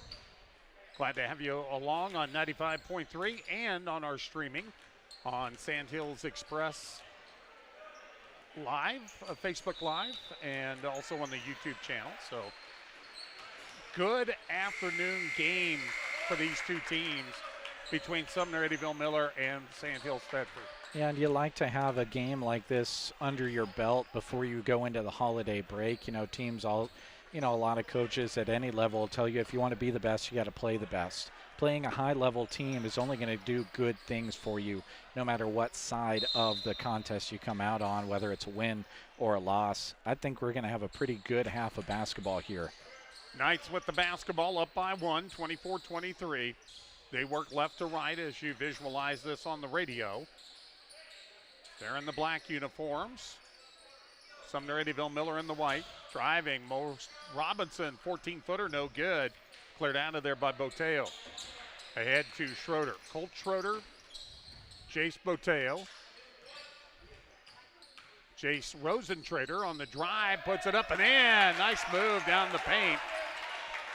The other starters out there, Cohen Rohde and Chance Dakey. SEM 100% is going to have Jace Rosentrader more involved this second half than he was first half. And on cue, he does the defensive steal on the lob for Dahlberg. Down low, then Dahlberg takes it right back as it was intended for Rohde. Brady Dahlberg, Aiden Hall, Maurice Robinson, Kyle Cox, and Ross Martindale out there. The original starting five for Sandhills Thedford as well. Into the paint, Martindale cut off, back out to Dahlberg, looked at the three, didn't take it. SEM, by the way, with their first lead since the first quarter, and a foul going through the pick. They're going to call the foul on Jace Boteo. Yeah, and that's a big guy, you know. You're going to always get the other fans griping at you a little bit when you hit the ground, but Dahlberg did kind of take a shot to the side on that one from Boteo. And he didn't really move, and that's the key. With it, Martindale over on the left side, driving against Jace Rosentrader, and he comes up with the steal. And as you mentioned, that's big for SEM, but they can get Rosentrader more involved. Bounce down low by Rosentrader to Cohen, puts it up and in. He was able to back off Dahlberg for a moment, and it's 27-24, SEM up by 3. That's just good patience, because if he went up with that the first time, Dahlberg's probably blocking that. Pass into the interior for Cox, knocked away by Rosentrader. Now Cox loses the ball, gets it back, goes to a knee, and gets it over to Martindale. Martindale will hold it up. Now Hall has it up top. Works it over to the left side, and right now Sandhills Thedford having a hard time getting their offense moving. Martindale into the paint, pump fakes, puts up the 10-footer, no good, goes after the loose ball, but Boteo will come away with it. Well, SEM's doing enough defensively to make Sandhills Thedford uncomfortable, but the ball just kind of seems like it has butter on it for the Knights as well. High post to Rohde, gives it off for Dakey. Backdoor intended for Rosentrader, tipped away by Martindale, and then a reach-in foul as it came into the hands of Rohde. Robinson trying to get that one back. And that's just tough. You know, Mo getting caught on the reach there. Really didn't have much of a chance at getting that ball out of there. Didn't have many teammates in the area that would have been able to recover it. And let's be honest, Cohen Rohde has probably had a pretty good grip on the ball too. Arbuthnot and O'Neill back into the lineup. Rosentrader gets the inbounds. Back over to Rohde, working against Dahlberg. Nowhere to go. Now finds Arbuthnot, posting up against Martindale, who bodies up well against the bigger guy. Up top, Colt Schroeder's going to reset the offense. Dribbles to the free throw line. Cut off. Backdoor over to O'Neill. Reverse shot, wouldn't get it to go. Taken by Cox. Leads it ahead. Nice pass ahead to Martindale, and he got it to go. I thought for a second that one was going to roll the wrong way over the rim. Martindale is rewarded for running the floor. Pass down low, intended for Arbuthnot, kicked away, and it will stay with SEM. Well, whether it's a football one-handed or a two-handed pass, Kyle Cox can put things on the money. That was a really good assist on that outlet. Inbounds. They go into Rosentrader, blocked away by Dahlberg, retrieved by Arbuthnot, couldn't get it to go. He'll try to save it in, but it touched the end line. You mentioned the passing of Kyle Cox. I'm pretty safe in saying that Kyle Cox has thrown more passes up the floor for more yardage here in this basketball game than he did in the state championship D2 football game for sure.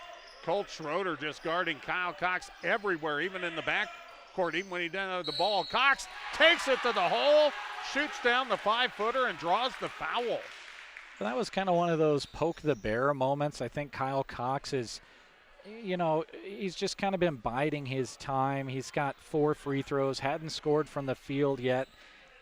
Good physical defense by SEM that time around, and Cox just said, all right, I've had enough of this, put his head down, and now completes the three-point play. 5 for 5 from the free throw line, plus has that score from the field. 29-27 as the Knights have taken the lead back after trailing here at the start of this third quarter. That was the 3rd foul, by the way, on Arbuthnot. Rosentrader into the paint, puts it up, couldn't get it to go, and it's ripped down by Cox. Rosentrader chasing after him. Cox into the forecourt. They're going to hassle him all the way they can. 14-footer up and in, and Kyle Cox says, go ahead. I'll still shoot it down. 31-27. Here comes Colt Schroeder. High post tipped away by Robinson, goes out of bounds. And with 3:49 remaining in the third quarter, it'll stay with the Mustangs. Inbounds will go to Schroeder, working against Robinson. Over to Rohde. 18-foot fall away is good. Well, he's got a pure-looking shot, doesn't he? Gets it up nice and high, gets his hand behind the ball. 31-29. Aiden Hall into the forecourt. Arbuthnot on him. They'll give off now to Martindale up top. 30-some feet away from the ball. Who gets a screen. And Rosentrader went through the screener, which is Dahlberg, and that's twice Dahlberg has been able to draw that defensive foul. And SEM fans, coaches, and players are not going to like that call because Dahlberg's the bigger guy. You didn't expect somebody much smaller to knock him over, but Rosentrader did go through that screen. Inbounds to Hall, now Martindale. Hawked by Rosentrader. Martindale picks up the dribble. Now outlets to Robinson. Double teamed there. Takes it along the baseline against O'Neal. Puts it up, blocked out of there. And goes out of bounds. Last touch by either Rosentrader or O'Neal. They did a great job on the double team. Yeah, I think O'Neal blocked it out of there. Last touch by him, and he kind of comes out of there with a smirk on his face saying, well, I just kind of had to stay in front of Mo, and they just kind of kept banging into each other down there, and Mo kind of ran out of real estate. Wouldn't have had really a good angle at that shot, but O'Neal blocked it out of there anyway. Mateo and Adaki back into the lineup. Inbounds will go to Hall. Fadeaway 12-footer. Got it. Aiden Hall. And let's extend that length. Actually, it was closer to a 17-footer. Perfect offense from Aiden. When you get an open look, why wait for the defense to go out there? Just go up and shoot it. Along the baseline, Rosentrader double team, triple team. Nice dish off. Pump fake, Cohen Rohde up again. Use the glass. 33-31, Sandhills Thedford with the lead. We go back and forth here in the third quarter. Dahlberg being guarded by Rohde and a reach in on Cohen Rohde. And you can tell the SEM fans don't like it because it's been Dahlberg who's been pretty physical with the screens. And now the catch near the timeline. Martindale, bounce pass off to Cox, hanging shot up and in. Oh, he's come alive here in this quarter. That's 3 from the field and also had that and one. He's got 7 in the quarter to come alive to outscore himself from that first half where he just made 4 free throws. These two teams throwing haymakers right now, 35-31. Sandhills Thedford bounce to the baseline to Dakey. Now it's Rosentrader taking it in and forcing the issue, and he'll draw a foul. You know what I really like about Brady Dahlberg is despite all the jawing from the crowd, despite all the emotions that seem to be surrounding themselves with any foul call that gravitates its way towards him, whether it be on this side of the floor or the other, he's so even keel. Just gets the basketball, hands it back to the official, gets up off the floor, whether it's a teammate or an opponent helping him up, and just goes back to where he is. He's just the kind of kid that a coach loves to have on the team, just plays with straight emotion. And don't you feel that inside, though, he feeds off that emotion that goes against him? Certainly. Both free throws no good by Rosentrader, and Sandhills Thedford with the rebound. Robinson triple team. They get it ahead to Dahlberg. Dahlberg along the baseline, up top, touch pass over to Cox. Spin move, left it short, got his own board. Tries to get it down to Dahlberg, puts it up and in. What a feed from Kyle Cox to Dahlberg, and what a reception from Dahlberg as well, being ready for that one, went right up with it. Sandhills Thedford clicking on all cylinders. To the high post, they work at the Rosentrader, double teamed, and a reach-in foul going to go against the Knights. I had that down as Dahlberg's first points in this game. Wow. He's been so involved in this game, but those are his first 2 points. He went 0 for 2 from the free throw line in the first quarter, but that was his first score. That's the third foul on Ross Martindale. 16-footer is good by Rosentrader. 37-33. SEM with an answer there. Little backcourt pressure. They get it to Cox. Double team. Underneath pass over to Robinson. From the free throw line. Up and no good. Rebound cleared out there by O'Neal. Minute 5 to go, third quarter. Schroeder down the right side. Hesitation dribble. Into the paint. Had it stripped away. It goes out of bounds. And we go under 1 minute to go in the third quarter. Well, if you're SEM, this is one of those tight games where you need to be able to rely on your upperclassmen, your leaders. Jace Rosentrader has been that leader on the bench. He was last year, probably one of the best 6 men in the entire state at any level.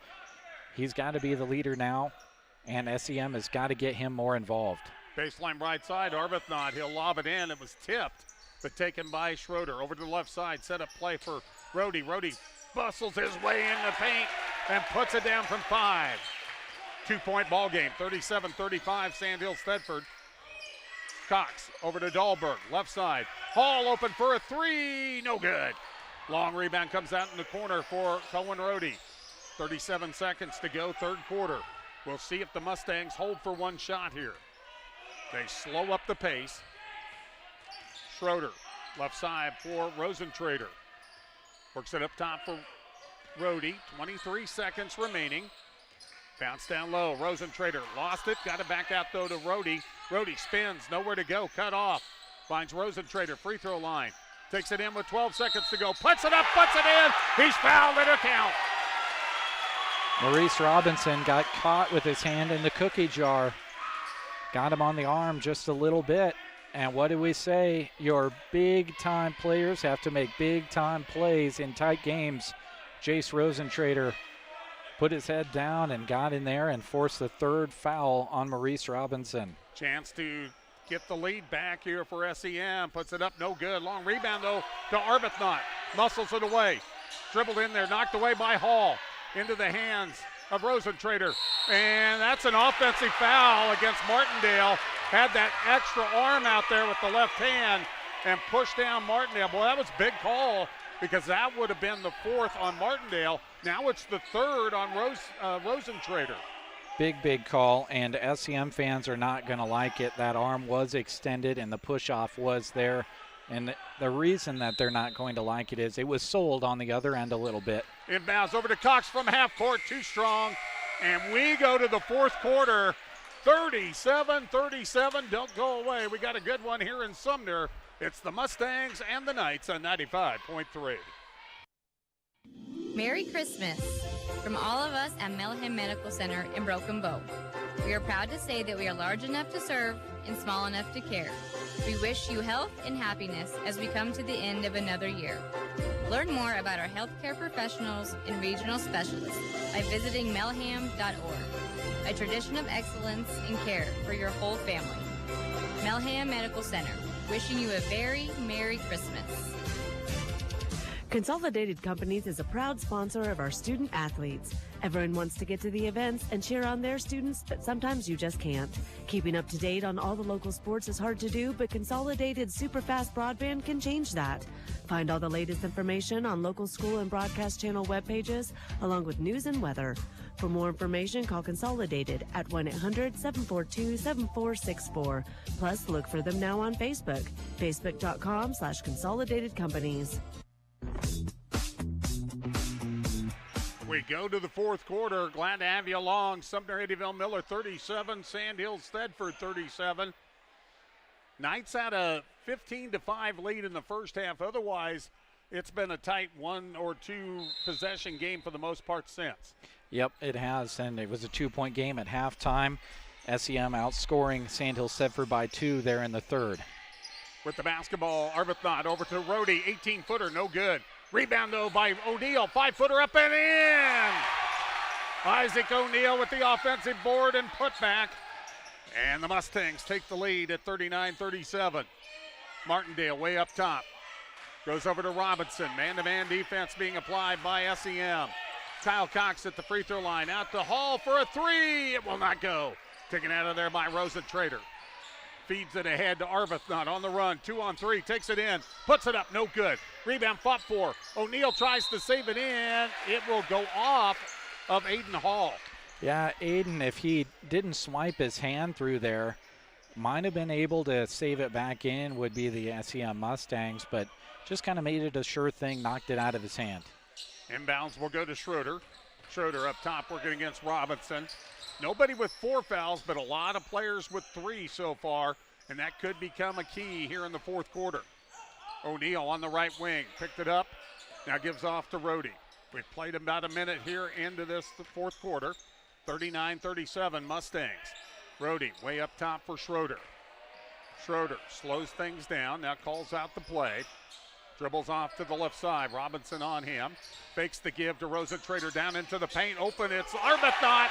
And with the jump hook, he got it to go over the lip of the rim. Well, and who was not in the area? Brady Dahlberg was on the other end. Arbuthnot saw that, knew he would be able to go up with Dahlberg's length, not in the area, and scored it. It should be 41-37, I believe. Kyle Cox on the drive into the paint, hanging 10-footer, no good. Right for the board. One scoreboard's correct, Larry. The other one was not. Now the other one catches up. I don't know how that happens. Usually they're tied together, but now they're both showing the right score. Kyle Cox inbounds goes to Dahlberg. I can't see that one. I know you can. And now Dahlberg called for the walk. That's the first turnover by either of these teams in quite a while. Neither of these teams has picked up double-digit turnovers so far. It's been a really clean game outside of quite a few fouls, but that's just a result of the physicality. Mustangs have come out on fire here in the fourth to take a 4-point advantage. And now Dahlberg, too much body, going to pick up his third foul. And that's not where you like to see your center picking up his fouls. Out about 40 feet away from the basket. About 35 probably, if you take about 5 feet off of it. But yeah, Dahlberg out there playing defense a long ways away from the basket. Picks up his third to join a few other players on both sides with 3. Schroeder to the high post, finds Arbuthnot. Double team, goes down low to Rhodey. Rhodey posts up, takes it in the paint, puts it up, no good. Taken out of there by Dahlberg. Gives off to Robinson, lead ahead. Martindale will hold it up. And now Sandhills Thedford resets their offense. Hall looked at the 3, doesn't take it. And Dahlberg is down. Getting up slowly, but it looks like he's back up. Robinson, turnaround 12-footer, no good. Dahlberg the rebound, and he throws it out to Boteo, who steals it away. Here comes Schroeder the other direction. Out of control, takes it in, puts it up and in. A little out of control. When he spun around, he got himself righted, and he put it off the glass for 2. Timeout on the court, 5:24 to go. Mustangs on fire. They lead at 43-37. Midwest Partitions Incorporated in Thedford would like to take this opportunity to salute all of the student athletes in the area for working hard to prepare for every contest of the season. Through all the hard work and determination you show, you are setting a foundation for a successful future after high school. Good work from Midwest Partitions, delivering expertise, efficiency, and execution. Midwest Partitions Incorporated in Thedford.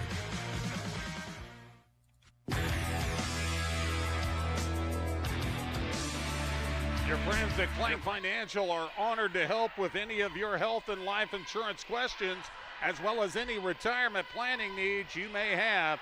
You can reach them at 872-6810. Clank Financial is located downtown Broken Bow at 940 South D. Well, this place got a little more electric. The home standing fans of Sumner Eddyville Miller, their team got down early, battled back. It was a back and forth game, but they have opened up a 6-point lead here at the start of the fourth quarter. Well, and as the game gets later, the game gets close on the scoreboard. More emotions come in from the sideline, more emotions on the court. Just got to be careful about when you show those emotions and who you show those emotions to. There were a lot of emotions and yells coming from all sorts of directions on and off the floor after that last play. Cox over to Martindale, a three. It will not go off the iron. Long rebound comes out to Boteo, and he'll give it off to Schroeder. And we'll see if SEM starts taking a little bit slower approach with the two-possession lead. Brady Dahlberg not on the floor defensively for Sandhills Thedford. And Schroeder lost that one off his foot. It'll go out of bounds and go back the other direction for the Knights. And this is just Coach Kristen giving his big guy a rest, knowing that we're in for a close one the rest of the way down. Cox through the defense, runs into Rohde, and Rohde going to be called for the block. And Cohen not real thrilled with that. He didn't think he moved. And Coach Darby Line did not like that one either. But it'll be Cox at the line to shoot two. And he'll make the first one. Well, you got to love high school basketball, don't you? The deeper you get into a game, the higher the emotions run. And then when the game is close, obviously everything is multiplied by 10. That ended the 6-0 run to start the quarter by SEM as Cox makes both. So it's 43-39 in favor of the Mustangs. Not sure what the whistle was all about, and the explanation to Andrew Christian, I didn't think he was real thrilled with the explanation, but it doesn't take any points off the board. So here comes Schroeder the other way. 4:40 remaining here in the ball game. Chase Rosentrader, he's picked up his game in the second half. Into Arbuthnot, posts up on Hakey and up and in. Ryan Arbuthnot, 45-39, SEM by 6. Hall leads it ahead to Hakey on the left wing. Up top for Aiden Hall. Over to Cox. Cox now back out to Hall. Hall double team, now Robinson. Nowhere to go, cut off, double team. Finds Martindale. He'll hold up, bounce over to Cox. Work it over to the left side. Cox, 15-footer, partially blocked by Rohde. Arbuthnot the rebound. He'll hand off to Boteo. With the basketball, Schroeder. Bounce down low. Arbuthnot couldn't handle it. It's taken away by Aiden Hall. SEM's first turnover in a while. If you're SEM here, this is the largest deficit you've had in a while. Either of these teams have had in a while. Just can't panic. Mo Robinson had it, and then it's knocked away by Schroeder and out of bounds as both players go hustling to the floor. Well, I love the physicality between these two teams. The hustle is at another level as Dahlberg comes back into the game. We'll see how quickly the Knights try to get him involved offensively. You know, the way they go after this, you'd think both these teams played in the state football championship or something. Yeah, you'd think. Kyle Cox from 15. It won't go. Long rebound taken out of there by Rohde. Clock at 3:15 remaining. And Dahlberg, by the way, back in the lineup now. Boteo up to Schroeder, and a timeout going to be taken by Darby Line. 3:08 to go in the contest. 45-39 SEM. In basketball, going cold isn't a good thing. But at Dairy Queen in Broken Bow, it's just the opposite. A cold treat will always make you smile, no matter the time of year. Visit them today for a signature blizzard, a dilly bar, ice cream cake, or one of several other chilly treats. Treat yourself to something amazing today, only at Broken Bow DQ, where happy tastes good. Proud sponsors of high school sports in this broadcast. The Spur in Dunning is open, and they are so excited to serve you at their family-ran business. You can stop by and fuel up your tank or fuel yourself up with food or drink. The Bar and Grill is open daily next door to the gas station. Keep up with their Facebook page for daily specials. The Grill is open Monday to Thursday 7 to 8, weekends 7 to 9, and Sunday 11 to 2 for a buffet. The station is open 7 to 6 on Sundays, though. Stop in for drinks. They stay open as long as you're there. Call ahead 308-538-2251. The Spur in Dunning. Both of these teams with one more game before their Christmas break. They'll both play on Tuesday night at home. Sumner Eddyville Miller against Franklin, and Sandhills Thedford is going to host Ansley Litchfield in a girl-boy basketball doubleheader. Both of them are. And both of them certainly playing like they really want to have this one be a W. Schroeder out top for Boteo. We'll see if SEM takes a little bit of the ball, or air out of the ball, stolen away by Robinson. Rosentrader reaching in and fouling him, and that's a good foul. He was going for the ball, and instead of waiting for Robinson to go in for the layup, he'll get him out there, and it won't be free throws, but that's 4 on Rosentrader. Yeah, and if we're in the NBA, that's where they're talking about clear path fouls. None of that here, obviously.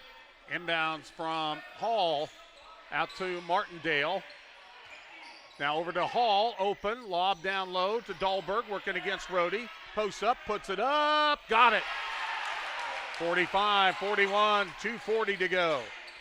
4-point advantage for the Mustangs. They've got the basketball. That was the 4th foul, by the way, on Jace Rosentrader.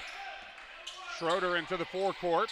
Ball knocked away again by Robinson, but Rosentrader gets it back, stripped away by Dahlberg. Robinson, the layup up and in. It's a 2-point game. 45-43. Maurice Robinson, 11 points in the first half. That's his first score here in the second half. And now a travel on Schroeder. He bumped into Robinson. Coach Line wanting a foul with the body, a lot of contact.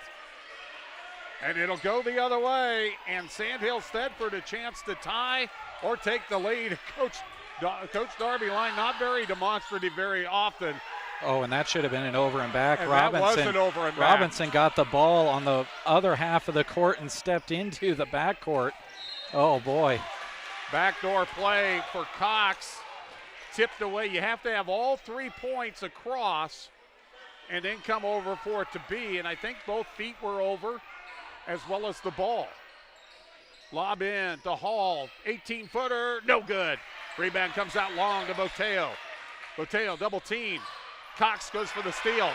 Schroeder has it, and a reach-in foul on Martindale. And I think that's his 4th. Well, and SEM fans really wanted a foul on Kyle Cox there, but there was a lot of arms and legs flying everywhere, but Cox essentially missed everything in the air. He was completely parallel to the ground, but really not much contact on the Mustangs player he was trying to steal the ball from. But here we go. This is what it's all about. You got less than 2 minutes. You got yourself a 2-point game. There is not a single call that any of these officials can make that's not going to draw some groans from one of these two sides. But I do have to say, between these two games, for the most part, the officiating has been pretty good.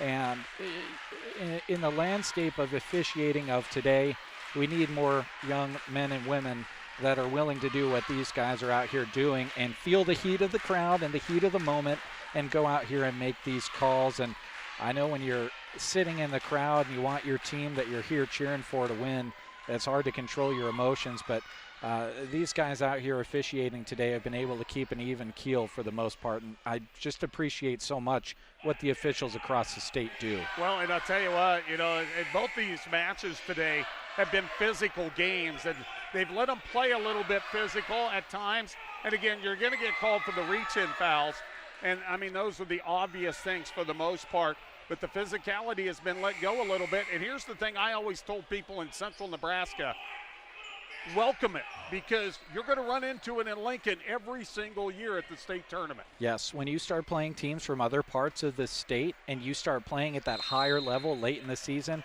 the officials are going to let the games be a little bit more physical so that the kids can go out there and decide the game on the floor. So you just might as well get used to it if you have the opportunity like this. SEM, it's Schroeder. Being hawked, double team, knocked away, stolen away by Cox. Leads it ahead to Martindale. One-on-one, pump fakes, puts it up, and in. We're tied. Well, and SEM was really upset about Kyle Cox and the handiness that he was doing and getting that steal, but he was essentially tackled after getting it, and there was no call there either. So now both crowds are kind of just calming down a little bit, saying, okay, it's going to be physical. Let's just let it be physical. 45-45, a minute 24 to go. We'll be back with the final 124 after this on 95.3.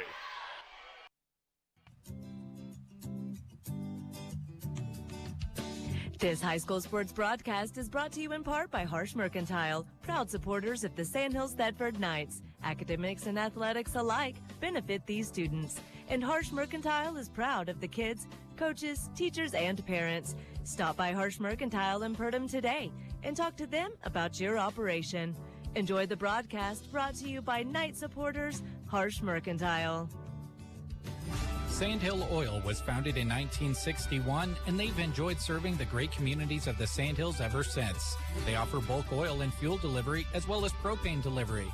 When it comes to Walker lawnmowers, Sandhill Oil is where you should turn for those needs you have. They're built to mow efficiently while leaving a gentle footprint and beautiful cut turf behind. Proud to help sponsor this sports broadcast, Sandhill Oil, with locations in Thedford, Hyannis, and Valentine. We come back here to Sumner Eddyville Miller High School, and I'm going to say something I never thought I'd ever say, but Darby Line just got teed up. And basically he didn't tell the official what he wanted, whether he wanted a timeout or not, and eventually the official teed him up, and then he told him I want a full timeout. And, well, that's a tough break right here, and that's going to be free throws for Kyle Cox. He's been hot at the line. Yeah, you don't see that very often. We're taking a commercial break and a technical foul called during the break, and you know, that was just kind of what I saw and thought I overheard the official coming over and saying, you know, you called the time and came over, and I asked to know whether you took a 30 or a full timeout. He wasn't reporting, and the technical foul results in 2 made free throws from Kyle Cox, who remains perfect from the stripe tonight. So here's the reset. A minute 18 remaining as we're underway. 47-45, Sandhills Thedford after the 2 made technical shots.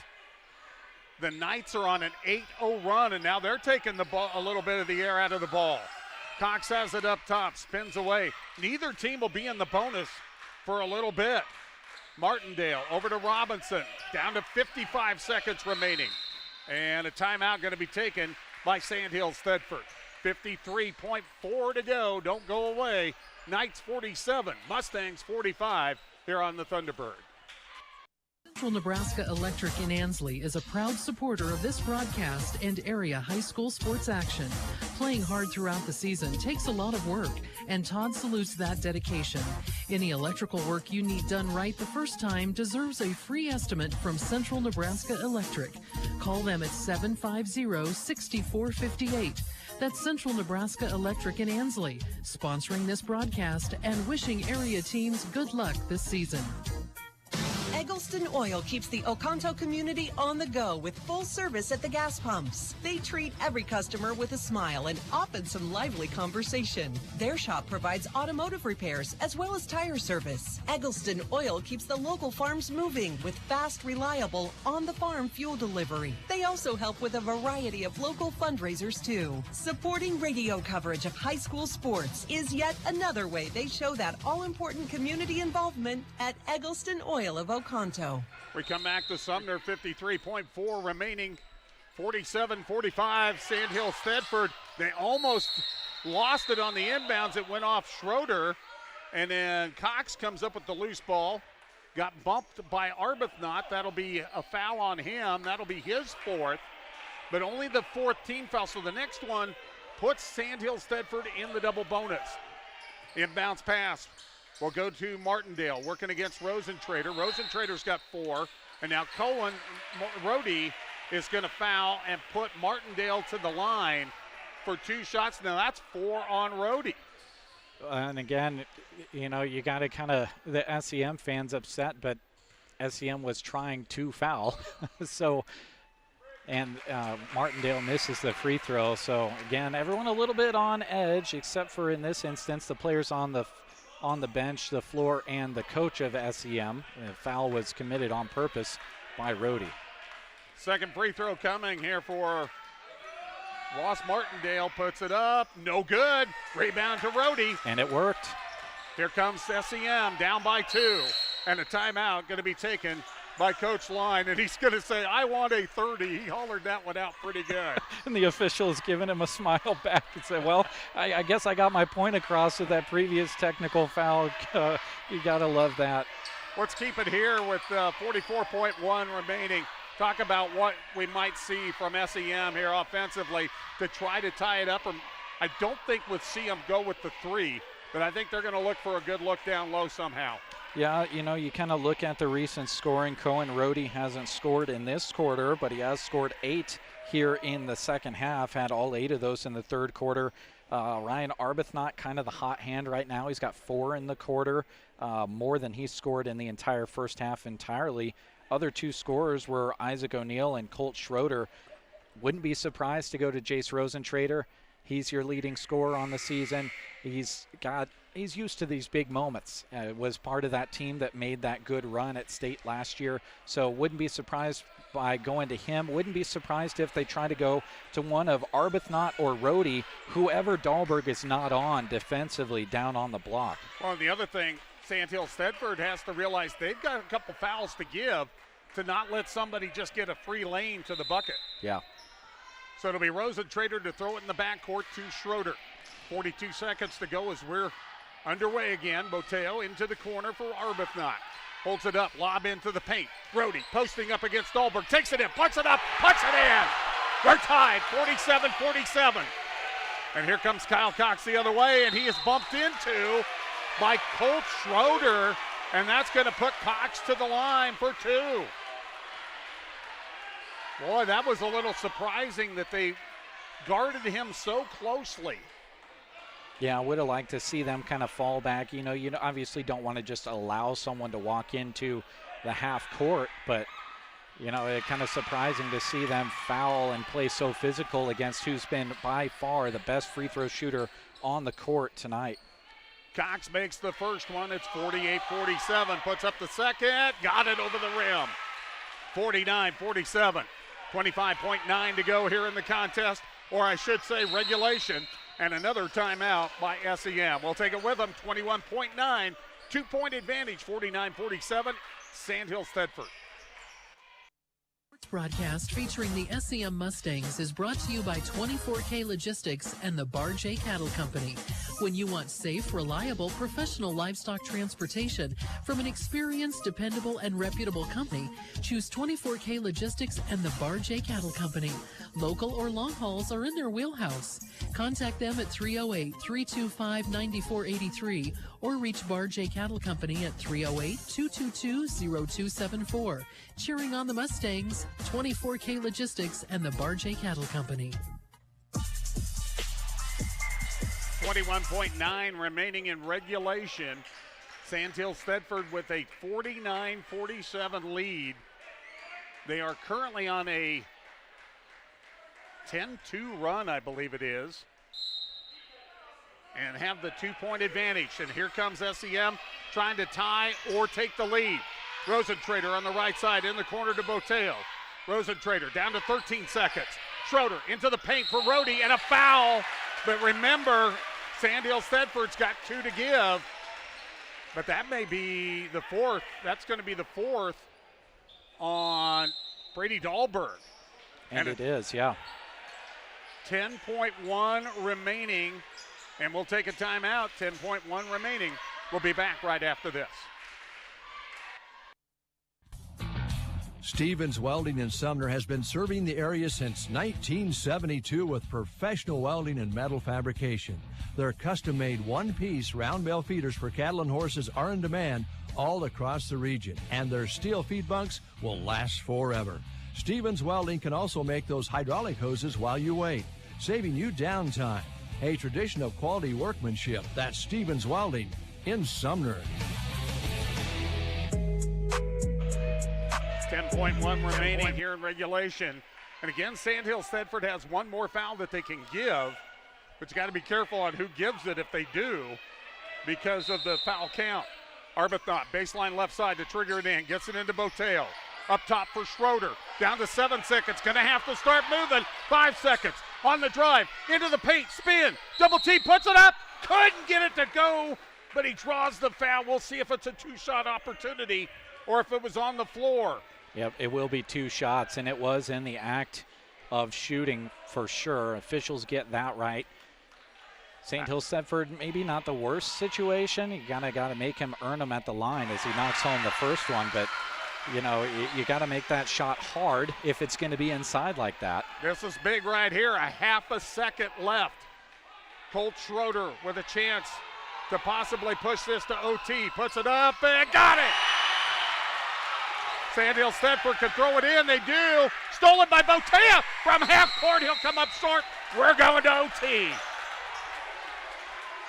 What a battle this has been. It's been fun. So why not? Let's have some more. It just wouldn't feel right any other way than going the distance and then some. All right, we'll go to a break, and when we come back, we'll bring you overtime number one, tied at 49-49 between SEM and Sandhills Thedford.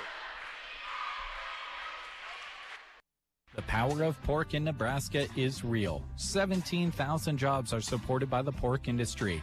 That's $1.6 billion in economic impact. Over 1,200 pig farms produce 7.86 million pigs. BD Family Farms is proud to be a part of producing safe, sustainable food, promoting animal well-being, protecting the environment and public health, all while supporting and growing Nebraska's communities. Cheering on the SEM students and all their hard work in the classroom and athletics.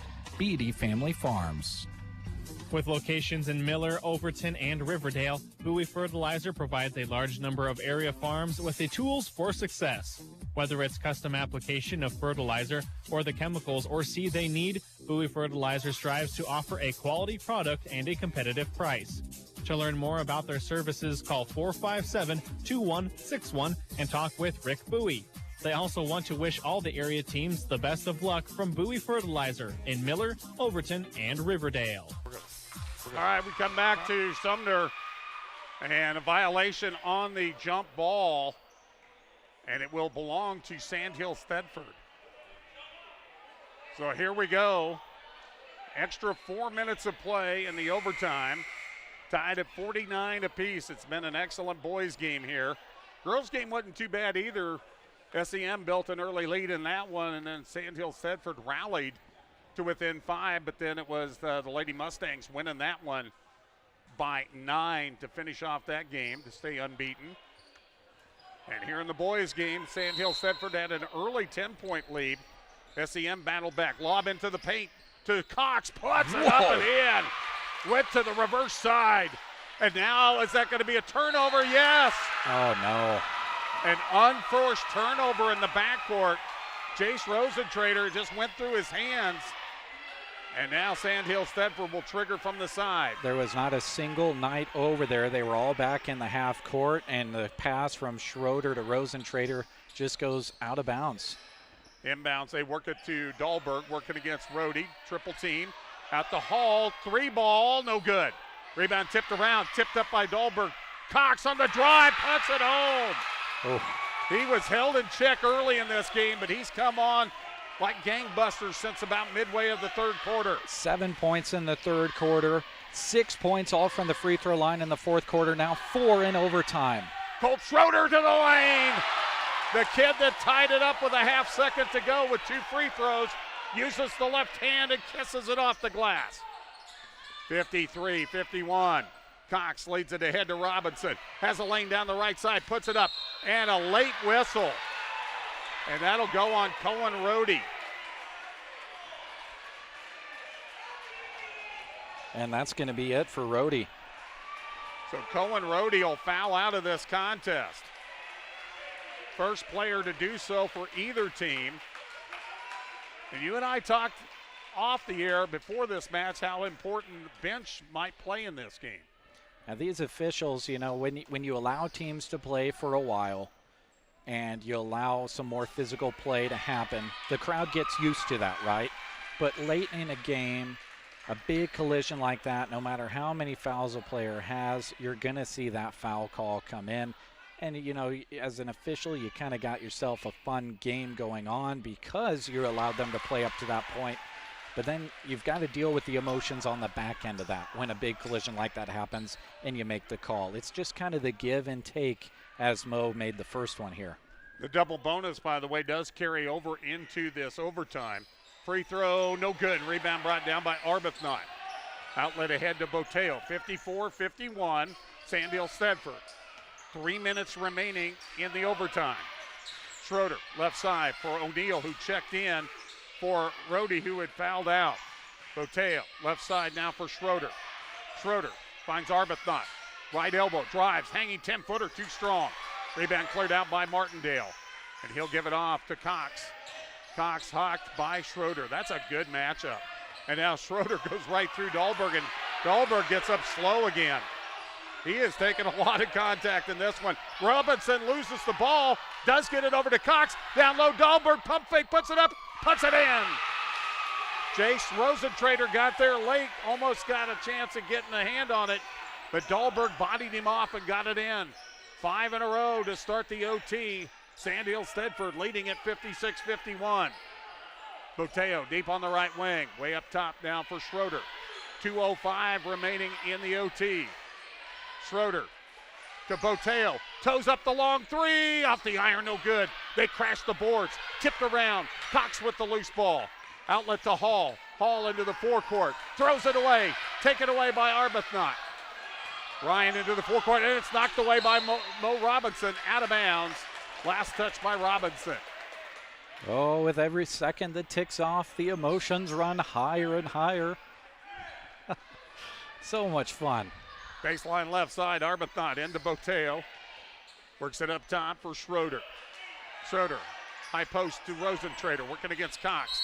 Taken down low, and Kyle Cox, I believe, going to get the call for the foul. And that's going to put SEM into the bonus. Kyle Cox, that's his 4th foul now. Yeah, and with 1:39 to go here, 4th quarter, you got to have Kyle Cox out there. You know, this is not the time to try to save a foul. You just got to tell him, be careful on the defensive side, as first one doesn't go in for Rosentrader. Well, we may see a lot of bench players get in there that might not normally. And earlier in the JV game, Sumner Eddyville Miller won that one 43-29. Second free throw by Rosentrader is good, and that's the first point. Check that's the 3rd point of the OT. And a steal by Rosentrader on the inbounds. Drives the baseline, spins, out to Boteo, toes the three, couldn't get it to go. Long rebound taken away by Cox, leads it ahead. Dahlberg will lay it up and in. 58-52. That's your big man running the floor. You love that if you're Coach Kristen. Minute 16 remaining. SEM, Boteo up top. 3-ball by Rosentrader. Off the iron, no good. Goes long, he saves it in. Gets it to Arbuthnot. Back out to Rosentrader. Fakes the three, drives, takes it in, got it to go, and he's called for the charge. And guess who is on the receiving end of the charge? The crowd of SEM is irate. When there has been contact or a big play that's happened, Brady Dahlberg has just either been there or been in the area. That emotion has been running high and higher and higher throughout the night for SEM fans. But the way that I saw it right there, Brady Dahlberg was set. He didn't jump forward. He wasn't moving side to side.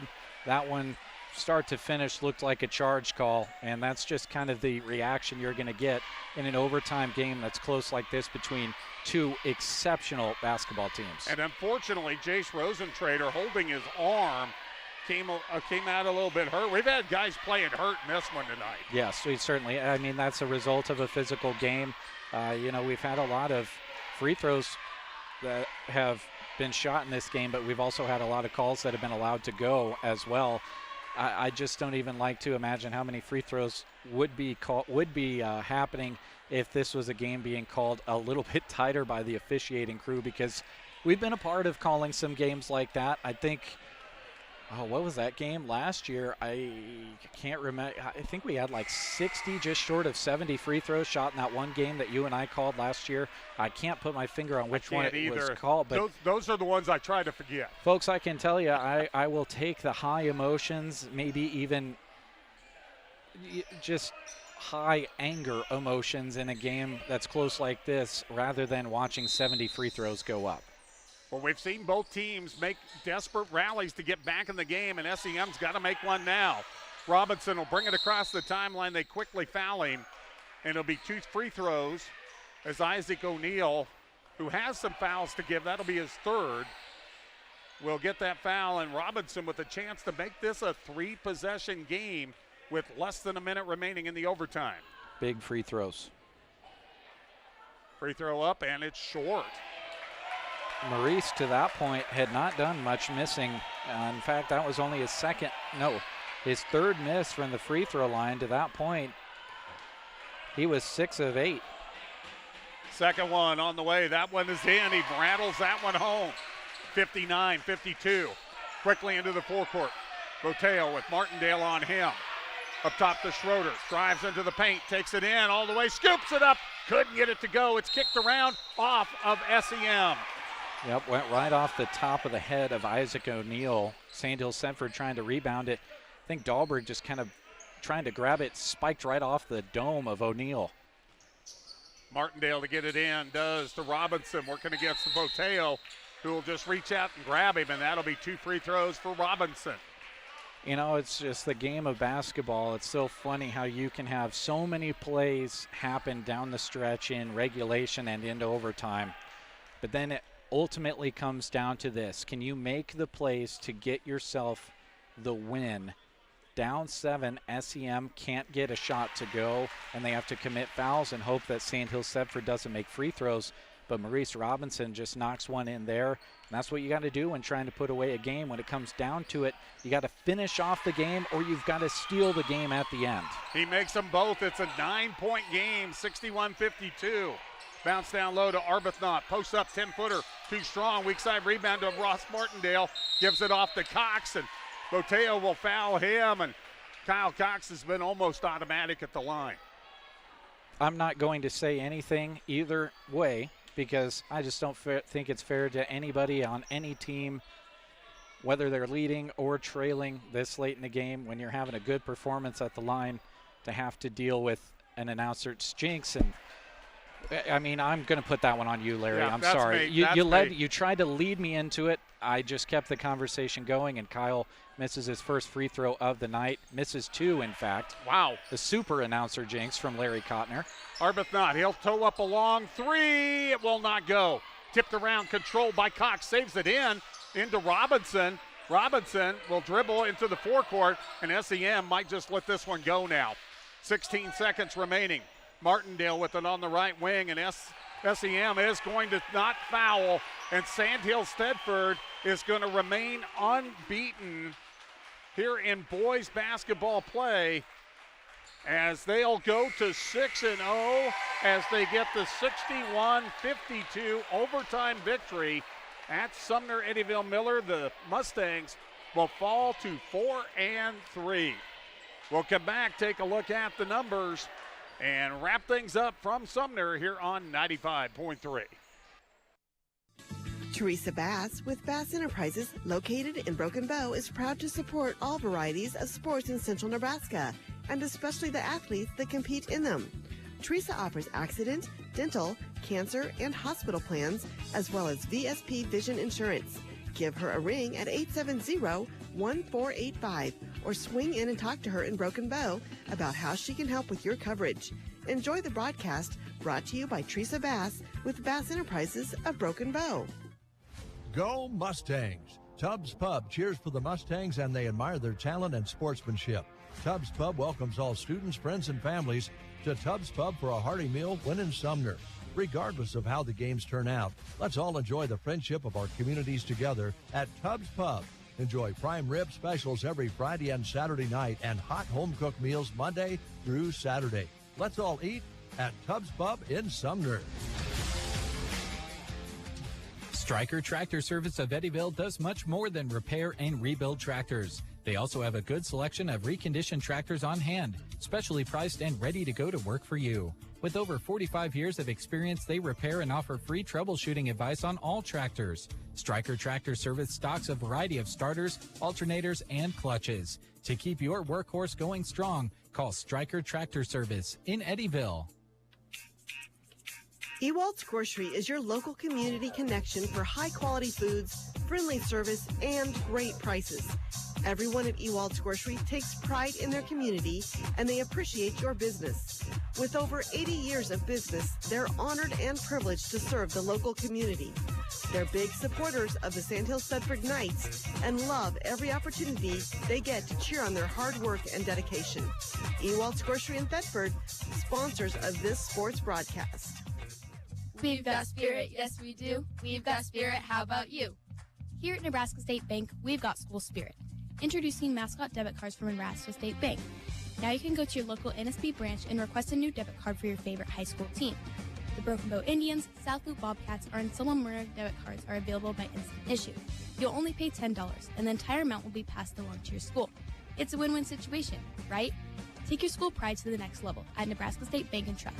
Member FDIC. The Grocery Cart Rewards Program is a great way for you to save on items in the aisles and on gas for your car. Every month we feature new products you can purchase with points you earn from shopping at the Grocery Cart, or use your points at Casey's and Broken Bow to fill up with a discount. Signing up is easy, just ask them at the Grocery Cart. Scan your card and earn those free groceries. It's easy as that at Grocery Cart in Broken Bow. And we come back to Sumner Eddyville Miller High School Gymnasium. Our doubleheader this afternoon comes to a conclusion. The boys' game went to overtime, and in that fifth quarter, it was Sandhills Thedford that got the job done. You know, SEM had all of the momentum going into the overtime, with Colt Schroeder getting fouled and making 2 free throws with a half second left to force the OT. But in the OT, Sandhills Thedford responded and came back and gets the 9-point victory, 61-52. And with the numbers, here's Jeremy Scheib. All right, thank you very much, Larry. Let's start with Sandhills Thedford. Leading scorer at the half was Maurice Robinson. Maurice, between the third and fourth quarter, only added 2 more points to that, ended up knocking home 4 free throws in overtime to help steal this. But the second half really was all about Kyle Cox. Had 4 points going into halftime, ended up with 21 in the contest, and until those final 2 free throws, he had made every single free throw that he had to that point. Was 4 for 4 from the free throw line in the first half. 7 of 9 there in the second half for his 21. 17 points for Maurice Robinson, 9 points for Aiden Hall, 8 points for Brady Dahlberg, 4 points for Ross Martindale, and 2 points for Brady Hakey. As a team, Sandhills Thedford 21 of 31 from the free throw line. Remember that number, because it's going to end up being what I talk about later on here, looking at the numbers as a key in this one. SEM scoring kind of all across the board. They were led by Cohen Rohde, who had a great second half, scored 10 of his 18 points there in the second half for his 18. 12 points put in by Jace Rosentrader, 5 of those in the first half. 6 points apiece for Isaac O'Neill, Colt Schroeder, as well as Ryan Arbuthnot. The 2 of those 6 points for Colt Schroeder were 2 of the biggest points in the game, possibly the biggest 2 points for SEM, as he made 2 free throws at the line with only a half second remaining on the clock to force overtime. 3 points put in by Jace Buteo. That was on a 3 made in the second quarter, and then 1 point put in by Chance Dakey. Now, I told you to remember those free throw numbers for Sandhills Thedford. The Knights were 21 of 31. You look at the numbers for SEM, 9 of 21 from the free throw line, a much lower percentage than their counterparts that got the W in this one. And I would venture to say that that was the key in this one. Very physical game, lots of free throws shot, but a lot of calls not called a foul as well, that we have seen called fouls in other games. I think these officials kind of rode the line about right if you're looking at it from an outside perspective, not wearing either green or purple or gold here this evening. So again, it's a victory for Sandhills Thedford, 61-52 here in the boys contest. And I'll let Larry put a bow on this one real quick as I get some technical details ready to go here as we close out this broadcast from Sumner. All right, 61-52, the final score in overtime as Sandhills Thedford gets the boys' victory. SEM got the girls' win earlier tonight, 43-34 in a regulation contest. So both teams winning by 9 points. Don't forget, tomorrow, we talked about SEM girls being a volleyball state champion. We got a big match on the radio tomorrow afternoon. 1 o'clock airtime, first serve at 2 o'clock, the national championship, Nebraska and Texas. That is tomorrow on 95.3 KBBN. And also before the end of the week, we'll have on Friday night, one more basketball game. That'll be Broken Bow hosting Grand Island Northwest. And also, Jeremy, you're going to have to help me out. I do believe last night's wrestling triangular got postponed to next week. Yep, got postponed to next Thursday. We will still have it on the air and on the video stream as well. So that was postponed to a day that we had open on our sports schedule. So happy to still be able to bring that to you. Okay, that'll be coming up on Thursday night. We want to say thanks to all our fine broadcast sponsors bringing you this one tonight on the radio.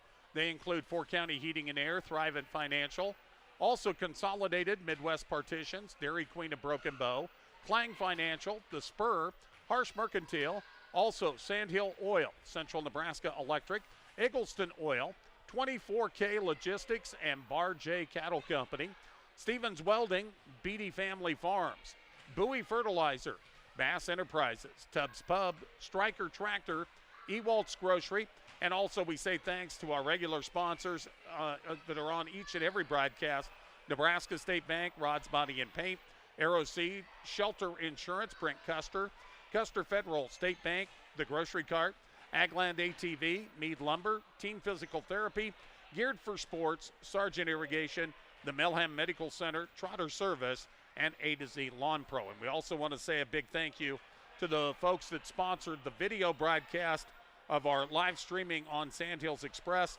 They include the Callaway District Hospital, Lines Appliance, Broken Bow Livestock, Culligan, Meade Lumber of Broken Bow, Insurance of the Heartland, Nebraska State Bank, Agland ATV, The Grocery Cart, Palmer Monument, Security First Bank, Thedford Lumber, and Anthem Coffee. So for all the sponsors, for our videographer, Summer Yarrington, for Jeremy Shipe, I'm Larry Kottner. It's a split here tonight in the girls' game. Sumner Eddyville Miller wins 43-34. And in the boys' game that just concluded, Sandhills Thedford in overtime takes it 61-52 over SEM. Have yourself a wonderful weekend. Thank you for listening to our coverage of high school sports. We hope you enjoyed the broadcast. The 3-2 pitch, swung on, and a little blooper to right field. That's a base hit. Bo's going to win. Coming in to score the winning run is Caden McKean, and Broken Bow wins the Mid-Nebraska League Championship game in walk-off fashion.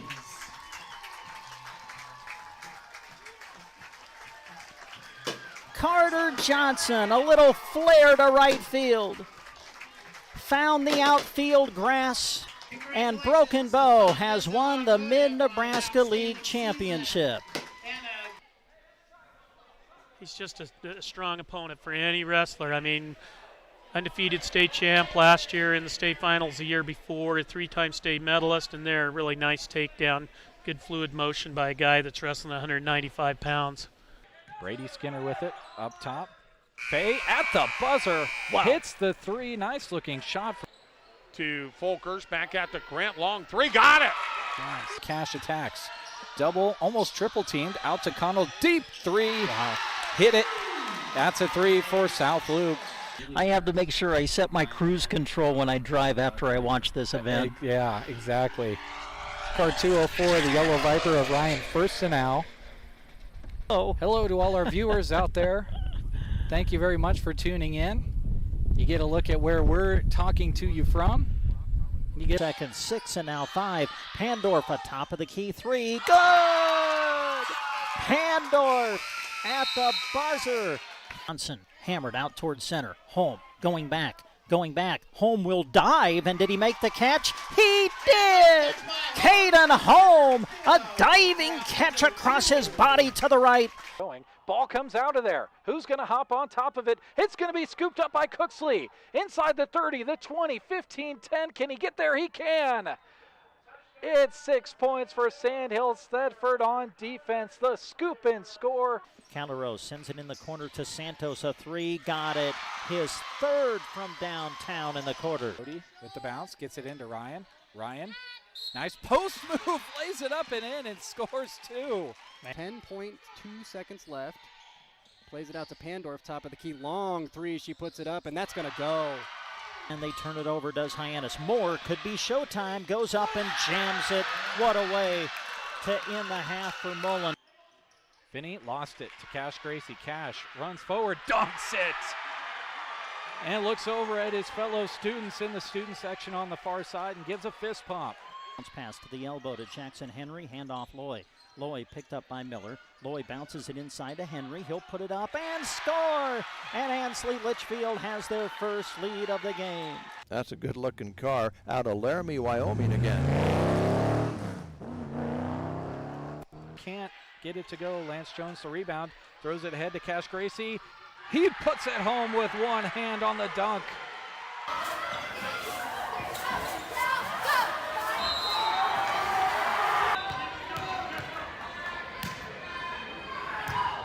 The 3-2 pitch, swung on, and a little blooper to right field. That's a base hit. Bo's going to win. Coming in to score the winning run is Caden McKean, and Broken Bow wins the mid